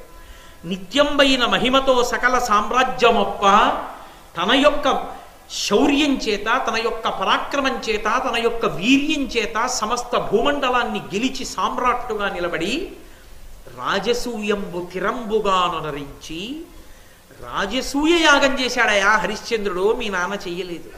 మీ నాన్న భూమండలాన్ని గెలిచాడు సార్వభౌముడై, రాజసూయాగం చేయలేదు. రాజసూయ మహాయాగం చేసిన వాడు హరిశ్చంద్రుడు ఒక్కడే. కాబట్టి తనరి యథోచిత దక్షిణలను ఏనుమడుగలర్థమిచ్చి ఎవరు ఎంత పుచ్చుకోవడానికి అర్హులో లెక్కపెట్టాడు. వచ్చినటువంటి బ్రాహ్మణులు యజ్ఞం చేసినప్పుడు అందులో వాళ్ళు ఇంత 100 గోవులు పుచ్చుకోవడానికి అర్హులు అన్నవారికి 500 గోవులు చప్పునిచ్చాడు. వీరికి ఇంత ఇవ్వవచ్చు అంటే దాన్ని 5 పెట్టి గుణించి దానం చేశాడయా హరిశ్చంద్రుడు. కాబట్టి 7 మడులో అర్థమిచ్చి యాజకుల పూజించి భక్తితో విశిష్ట విప్ర జనులకు అభిమతార్థ సంప్రదానంబుల తృప్తి చేసే వంశదీపకుండు. ఇన్ని దాన ధర్మాలు చేశాడోనయ్యా బ్రాహ్మణులకి. ఎంత గొప్పగా పరిపాలన చేశాడోనయ్యా. ఆ రాజసూయ యాగం చేశాడు కాబట్టి ఆయన్ని ఇంద్రసభలో కూర్చోబెట్టారు. రాజసూయ యాగం చేయనటువంటి రాజు లేదా తన కొడుకులు రాజసూయ యాగం చేసినా, మీతో మనవి చేశా కదా 3 తరాల వరకు అందుతుందని, తన కొడుకులు రాజసూయ యాగం చేసినా తండ్రిని ఇంద్రసభలో కూర్చోబెడతారు. మీ నాన్న ఇంద్రసభలోకి వెళ్ళాలని నీకు కోరికుంటే నువ్వు రాజసూయ యాగం చెయ్యి, అందుకు వచ్చాడు. ఇప్పుడు రాజసూయ యాగం చేయడానికి తమ్ముళ్ళు దిగ్విజయయాత్రకెళ్ళి అందరినీ గెలవాలి. దుర్యోధనుడిచ్చింది అర్ధరాజ్యం, సమస్త భూమండలానికి రాజు ధర్మరాజు. అసూయ పెరిగిందా లేదా? మయసభ ఎక్కడి నుంచి ఎక్కడికి వెళ్ళిపోతోంది, అందుకని సభాపర్వం. కాబట్టి అంత గొప్పవాడయ్యాడయా, అందుకునిచ్చారు ఇంద్రసభలో స్థానం అని. నేను ఒకనాడు యమసభకి వెళ్ళినప్పుడు మీ నాన్నగారు నన్ను పిలిచాడు. పిలిచి నాతో ఒక మాట అన్నాడు, మహానుభావ నారద మహర్షి, నువ్వు అన్ని లోకాలు తిరుగుతుంటావు కదూ, ఎప్పుడో అప్పుడు భూలోకానికి కూడా పెడతావుగా, నా కొడుకులు కనపడతారు, ఒక్క మాట చెప్పవయ్యా. ఏమిటా మాట అంటే, అనుపమ శక్తిమంతులు మదాత్మజులేవురు దేవతావరంబుననుదయించియున్న కృతపుణ్యులు వారలలోన అగ్రజుండనఘుడు రాజసూయము మహామతి చేయగనోపు శత్రుసూనుడై సార్వభౌముడై తమ్ముల బాహుబలంబు పెంపున. నాకు 5 కొడుకులయా, దేవతల అనుగ్రహంతో పుట్టారు. ధర్మరాజు, భీముడు, అర్జునుడు, నకులుడు, సహదేవుడు. తండ్రికి పెద్ద కొడుకు మీద తాపత్రయం, ఎందుకంటే ఆయన ద్వారానే కదూ అందుతుంది, కర్మాధికారం పెద్ద కొడుకుది కదూ. అందులో నా పెద్ద కొడుకయా, వారలలోన అగ్రజుండనఘుడు రాజసూయమున మహామతి చేయగనోపు శత్రుసూనుడయి. నా పెద్ద కొడుకైనటువంటి ధర్మరాజు మహాకీర్తివంతుడు, సార్వభౌముడు కాగలిగినటువంటి వాడు, ఈ సమస్త భూమండలాన్ని గెలవగలడు. ఎందుకు గెలవగలడంటాడేమో, దేవతల యొక్క వరప్రసాదంగా పుట్టినటువంటి 4 తమ్ముళ్ళు ఉన్నారు ఆయన దగ్గర. నా కొడుకులయా భీమార్జునులు, నా కొడుకులయా నకల సహదేవులు, తన 2వ భార్య మాద్రి ఎందు జన్మించిన వారేగా. కాబట్టి నా కొడుకులు 5 అంత తేజోవంతులై వాళ్ళు రాజసూయాగం చెయ్యాలి అంటే మొత్తం భూమండలం మీద ఉన్న రాజులందరినీ గెలవాలి. దానికి తగిన బాహుబలం ఉన్న వాళ్ళయా నా కొడుకులు, వాళ్ళు చేయకపోతే ఎవరు చేస్తారు? అటువంటి కొడుకులుండి నా కర్మ యమసభలో కూర్చోడం, ఇంద్రసభలో హరిశ్చంద్రుల్లో కూర్చోగలను. చెయ్యమని చెప్పవయ్యా, ఒక్క మాట చెప్పవయ్యా. పెద్ద కొడుకయ్యా ఇందుకు చెప్పాడు ముందు, భార్యని స్వీకరించినందుకు ఫలితమేది అంటే కొడుకుని కనడం తండ్రికి అర్థము కావడం, తండ్రి కోరిక తీర్చడానికి భార్యని చేపట్టి కొడుకుని కనాలయ్యా అన్నాడు. నీ తండ్రి భార్యని చేపట్టి నిన్ను కన్నది ఆయన్ను ఉద్ధరిస్తావని. అప్పుడే విన్న మాటని శృతము దేనికి పనికి రావాలి, వృత్తమునకు అని అప్పుడే చెప్పాడు నారదుడు. ఇన్ని విని మన వల్ల ఎందుకు అవుతుంది ఏంటంటే చెప్పడం ఎందుకు, అటువంటి వాడికి నారదుడు చెప్తాడా? అవి కావలసినవి చెప్పి ఈ ప్రతిపాదన చేశాడు. మీ నాన్నగారు నీతో ఒక మాట చెప్పమన్నారు, చెప్పేశాను, అయిపోయి. కాబట్టి నువ్వు సమర్థుడివి, నీ తమ్ముళ్ళు సమర్థులు, రాజసూయ యాగం చెయ్యగలిగిన వారు అని మీ తండ్రి నమ్ముతున్నాడు. కాబట్టి ఆ యాగాన్ని నిర్వహించవయా, నిర్వహించి మీ తండ్రి కోరిక తీర్చవయా, ఇంతకన్నా గొప్ప పనే ఉంటుంది అని జనపతులు రాజసూయంబునరించిన వారు శక్రునొద్దను సురపూజనలొందుచుందురు కోరిన కోర్కులు వడయుచు హరిశ్చంద్రు క్రియన్. ఎవరు రాజసూయాగం చేశారో లేదా రాజసూయాగం చేసినటువంటి కొడుకుల యొక్క తండ్రులు ఇంద్రసభలో కూర్చుని దేవతలు పొందేటటువంటి పూజలు పొందుతుంటారు, సమస్తమైనటువంటి కోరికలు తీరినటువంటి వారై ఉంటారు.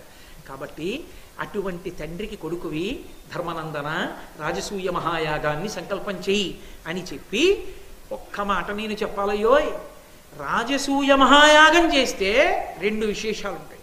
ఒకటి, ఆ యాగం ఎట్టి పరిస్థితులలో జరగకుండా చూడడానికి బ్రహ్మరాక్షసులు వస్తారు. అంత పెద్ద ఫలితాన్ని ఎలా ఇస్తారు? అందుకని బ్రహ్మరాక్షసులు వచ్చి ఆ యాగం జరగకుండా చూస్తారు. బ్రహ్మరాక్షసులు కూడా నీ ధర్మం ముందు నిలబడలేరు, యాగం చేస్తానంటావేమో, చెయ్యి, మీ నాన్నని ఉద్ధరించు.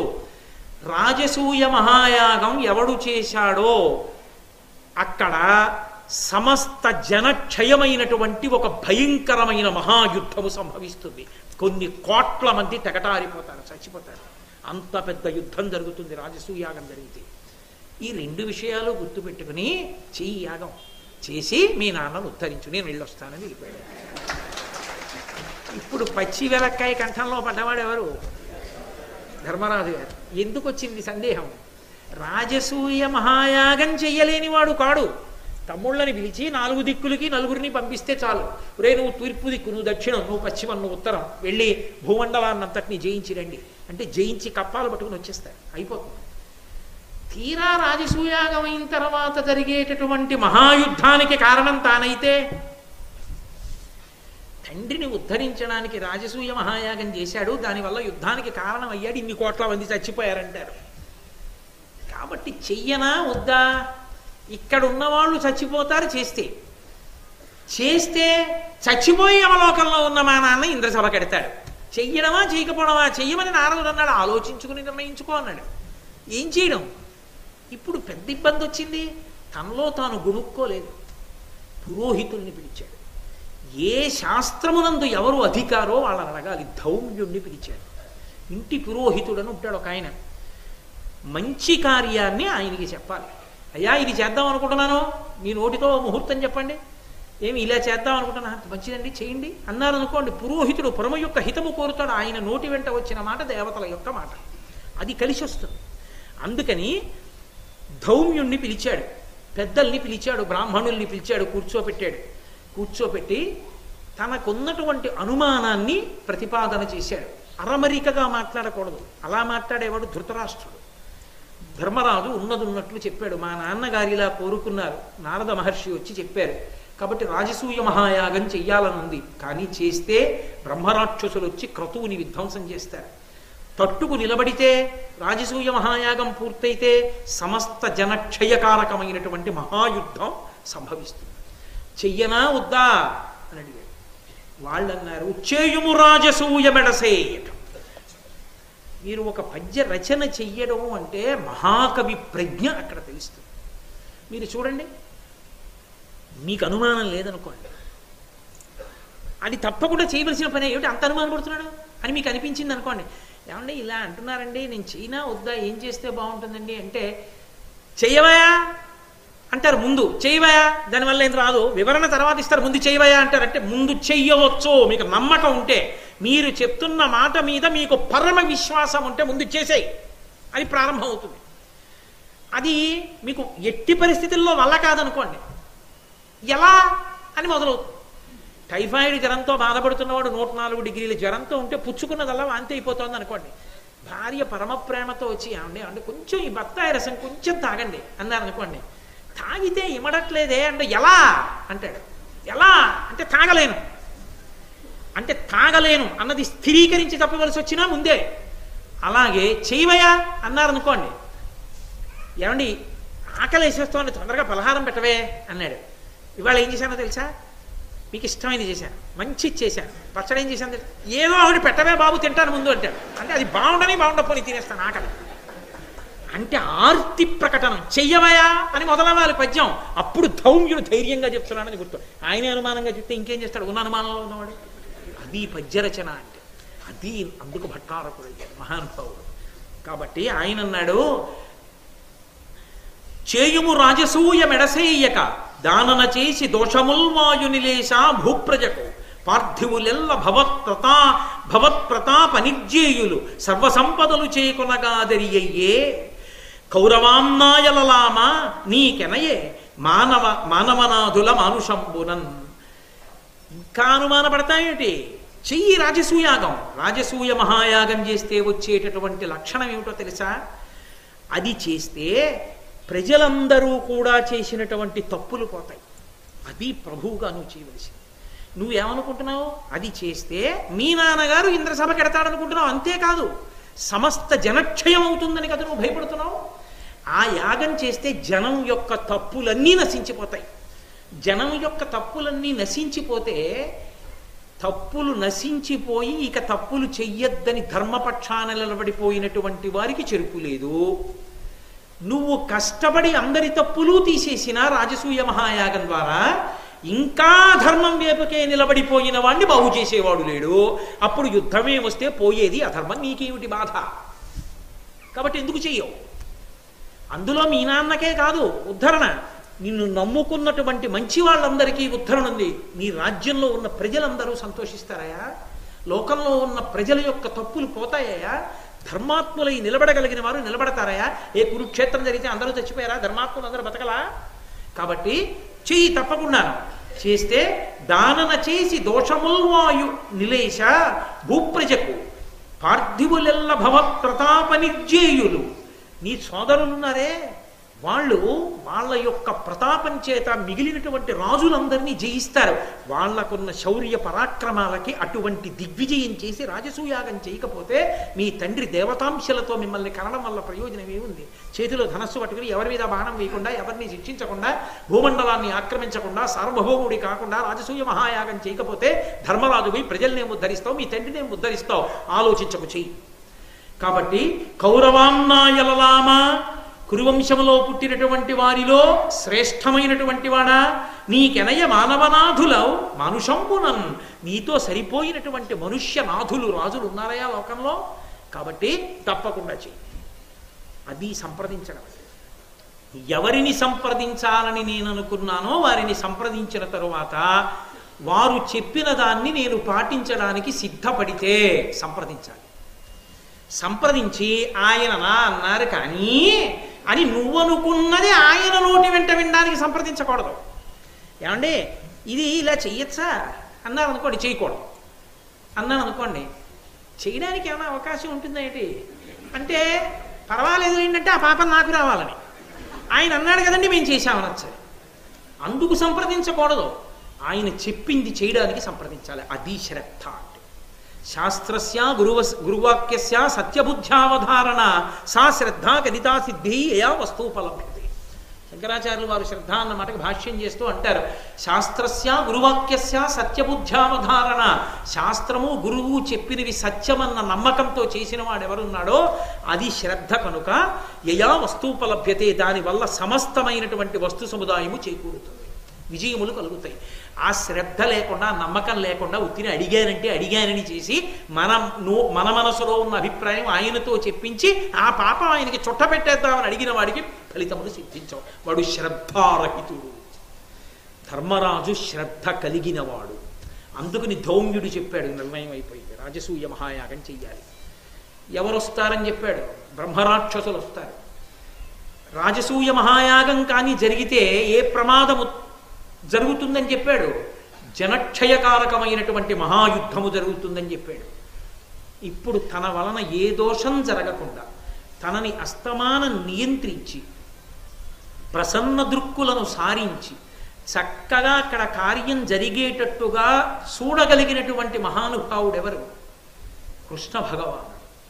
ఎందుకని ధర్మరాజు గారు అంటాడు, ఆయన ఇవాళ మనుష్యదేహంతో తిరుగుతున్నాడు కానీ ఆయన సాక్షాత్ విష్ణువు, ధర్మపక్షపాతి, ధర్మమునకు ఆలంబనంగా నిలబడేటటువంటి లక్షణం ఉన్నవాడు. అటువంటి శ్రీకృష్ణ పరమాత్మ సాక్షాత్తు విష్ణు స్వరూపం, అవతార పురుషుడు. మా మాంసనేత్రానికి ఎదురుగుండా మనుష్యుడిగా కనపడుతూ మాకు బంధువుగా ఒక చెలికాడుగా ఉన్నాడు, కానీ ఆయన విష్ణువు. కాబట్టి ఆయనని పిలిచి కూర్చోపెట్టి పూజించి ఆయన అనుమతి తీసుకుని ఆయన్ని పక్కన కూర్చోపెట్టుకుని ఈ కార్యం ప్రారంభిస్తాను. అది భగవద్భక్తి అన్న మాటకు అర్థం. నువ్వు నీ కూతురు పెళ్లి మాటలకు వెడుతున్నా నీ ఇంటి సింహాసనం దగ్గరికి వెళ్ళి చెప్పుకోగలగాలి. ఈ సంబంధం నా కూతురికి యోగ్యమైతే స్వామి చేయించు, ఈ సంబంధం అయిపోయేటట్టుగా చేయండి స్వామి. అయిపోతుంది. తర్వాత వచ్చే పరిణామాలకు ఆయన బాధ్యుడు కాదు. నీ కోడలు నీకు అన్నం పెట్టకపోతే ఆయన దగ్గరికి వెళ్ళి చెప్పవు, నువ్వు అడగలేదు కదా. ఈ సంబంధం యోగ్యమైతే మా వంశం దాని వలన కీర్తి గణిస్తుంది అనుకుంటే, ఆమె నా వంశంలోకి ప్రవేశించడం వల్ల, నా ఇంటి కోడలవడం వల్ల నా ఇల్లు పరమపావనం అవుతుందనుకుంటే ఈశ్వరామని కోడల్నిచ్చి.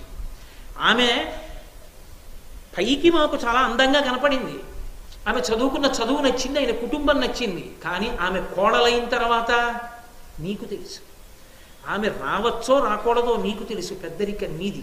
కాబట్టి పరమేశ్వర నువ్వు నిర్ణయించు. ఆమెకు ఆ అదృష్టం ఉంటే చేస్తాడు, లేకపోతే ఏదో మిష పెట్టి తీసేస్తాడు, అవనివ్వడు. ఆఖరికి ఆయన నిర్ణయం చేస్తాడు, ఆమె కోడలవుతుంది, నువ్వు నిశ్చింతగా పడుకో. ఎందుకని? ఈశ్వరుడు పంపాడు నీ ఇంటి కోడలుగా, నీకు బెంగలేదు. నువ్వు ఈశ్వరుడికి చెప్పుకోవడం అలవాటైతే నీ చేసిన నిర్ణయానికి నీకు ధైర్యం ఉంటుంది. నేను పరమాత్మ నిర్ణయానికి ఒడంబడ్డాను. నీ నిర్ణయాన్ని పరమేశ్వరుడికి చెప్పది అయిపోయేటట్టు చేయమని అడక్కు, నాకు యోగ్యమైనది చేయించి పెట్టనడు. కృష్ణుడుంటే చాలు, నాకు యోగ్యమైనది జరుగుతుంది. అందుకుని కృష్ణుణ్ణి తీసుకొస్తానన్నాడు. గబగబా పిలిచాడు. ఆ వార్త పట్టుకెళ్ళి ఆయన్ని తీసుకురాగలిగినటువంటి వాళ్ళని మీరు గబగబా వేగంగా వెళ్ళి ఆ ద్వారవతి చేరుకుని కృష్ణ భగవానుణ్ణి ఆహ్వానించండి, ఆయన్ని తీసుకురండి, నేను ఆయన్ని ముందు దర్శించి నమస్కరించి ఈ ప్రతిపాదన ఆయనతో చెప్పి ప్రారంభిస్తాను. ఆయనతో చెప్పడమే యాగ ప్రారంభం, అందుకని ఆయన్ని తీసుకురండి అన్నాడు. ఇది నమ్మకం అంటే. ఇంత ధర్మరాజు మాయాద్యూతంలో అన్నీ ఓడిపోతున్నప్పుడు కృష్ణుణ్ణి మరిచిపోయాడు. ఎందుకు మరిచిపోయాడు? అక్కడ వచ్చినప్పుడు చెప్తా విశేషం. ఇంత నమ్మకం ఉన్నవాడు. అందుకు వచ్చింది ఉపద్రవం అంతా అని పంపితే ఒకరోజు ప్రయాణం చేసి వచ్చేసాడు కృష్ణుడు. నమ్మకం ఉండాలి కానీ ఎందుకు రాడండి పరమాత్మ? వచ్చాడు. వస్తూనే ఆయన్ని కూర్చోపెట్టి పరమమానసమున నుమిచి అపరిమిత హర్షంబుతో సపర్యావిధులన్ గురు పూజించిన విధమున కురువృషభుడు అశేషలోక గురు పూజించెన్. వంశంలో పెద్దలు ఉంటారు, వంశ పెద్దలు. ఆ పెద్దలైన వారు ఇంటికి వచ్చినప్పుడు వారికి సత్కారం చేస్తాం. పరమ సంతోషంతో, ఎంతో గౌరవంతో, ఎంతో ఆనందంతో గౌరవించాలి. తాతగారు వస్తున్నారనుకోండి, పరమ పూజనీయుడు, తన తండ్రిని కన్న తండ్రి. తనకి మహానుభావుడు బలిచక్రవర్తి అంతటి వాడు ఏడిచాడు. వరుణపాశాలతో కట్టేశారు, రాజ్యం పోయిందని ఏడవట్ల. చేతులు పైకి లేవలేదు. మా తాతగారు ప్రహ్లాదుడు వస్తుంటే కాళ్ళ మీద పడి నమస్కారం చేయలేదని ఏడుస్తున్నానన్నాడు. అది సంస్కారం. సంస్కారం పుట్టుకతో రావాలి, వినడం చేత రావాలి. అంటించుకుంటే రమ్మంటే వస్తుందా? కాబట్టి అది అసలు ఆ పూజ చేయడంలో ఉన్న సంతోషాన్ని అభివ్యక్తం చేస్తున్నాడు. మీతో చెప్పా, మనసు ప్రహృష్టం అంటే పొంగు రావాలి. పొంగు దేనివల్ల వస్తుంది? అనుబంధం తెలిస్తే వస్తుంది. వాడు నా రక్షకుడు, వాడు నా కీర్తి కారకుడు, వాడు నా ఉద్యోగం ఇచ్చినవాడు, వాడు నా చేత పని చేయించేవాడు, వాడు నాకు జీతం ఇచ్చినవాడు, నా ఇంటి పాలవాడు పాలు పోస్తున్నాడంటే వాడు నా యందు కొంత సమర్థతనిచ్చి ఆ సమర్థతతో ఉద్యోగం చేయించి జీతం ఇప్పించి పాలవాడికి డబ్బు కట్టి ఆ పాలు తాగేట్టు చేయించినవాడు. నాకు ఆకలైతే వేళపట్టున అన్నం పెట్టించాడు వాడే. ఏమో ఏ కారణానికో అన్నం ఉడికుండకపోతే ఏమవును.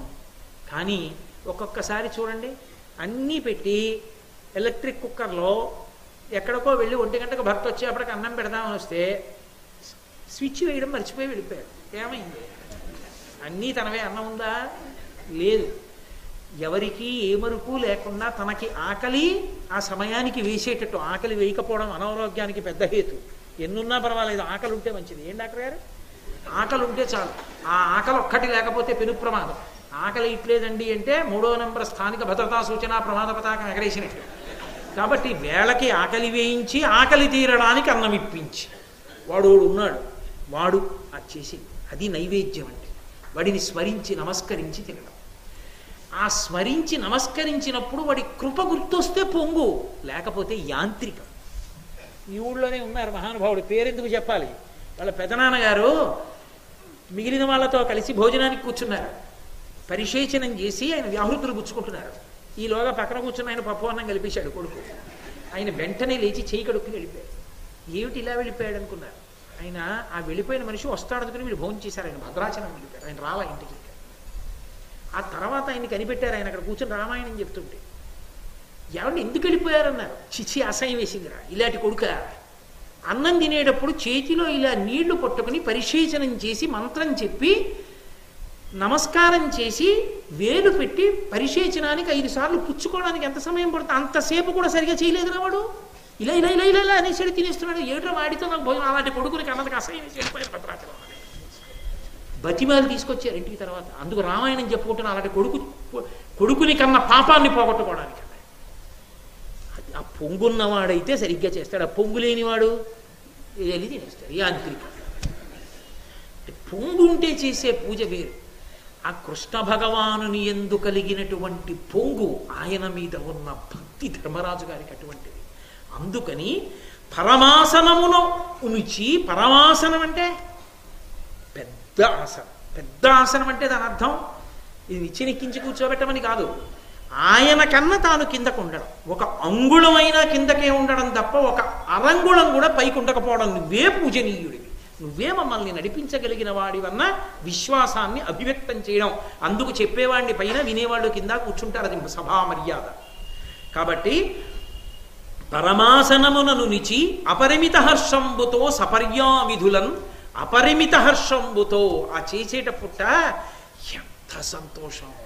హస్తయో అర్ఘ్యం సమర్పయామి అన్నాడు అనుకోండి, పరవశం రావాలి. అబ్బా, నా తండ్రి చేతులు, అందులో నేను పోసిన నీళ్లు పుచ్చుకుంటున్నారు మా స్వామి, ఏమి నా భాగ్యం అని ఆనందంతో రోమాంచితమై ఈశ్వరుడికి సేవ చెయ్యాలి.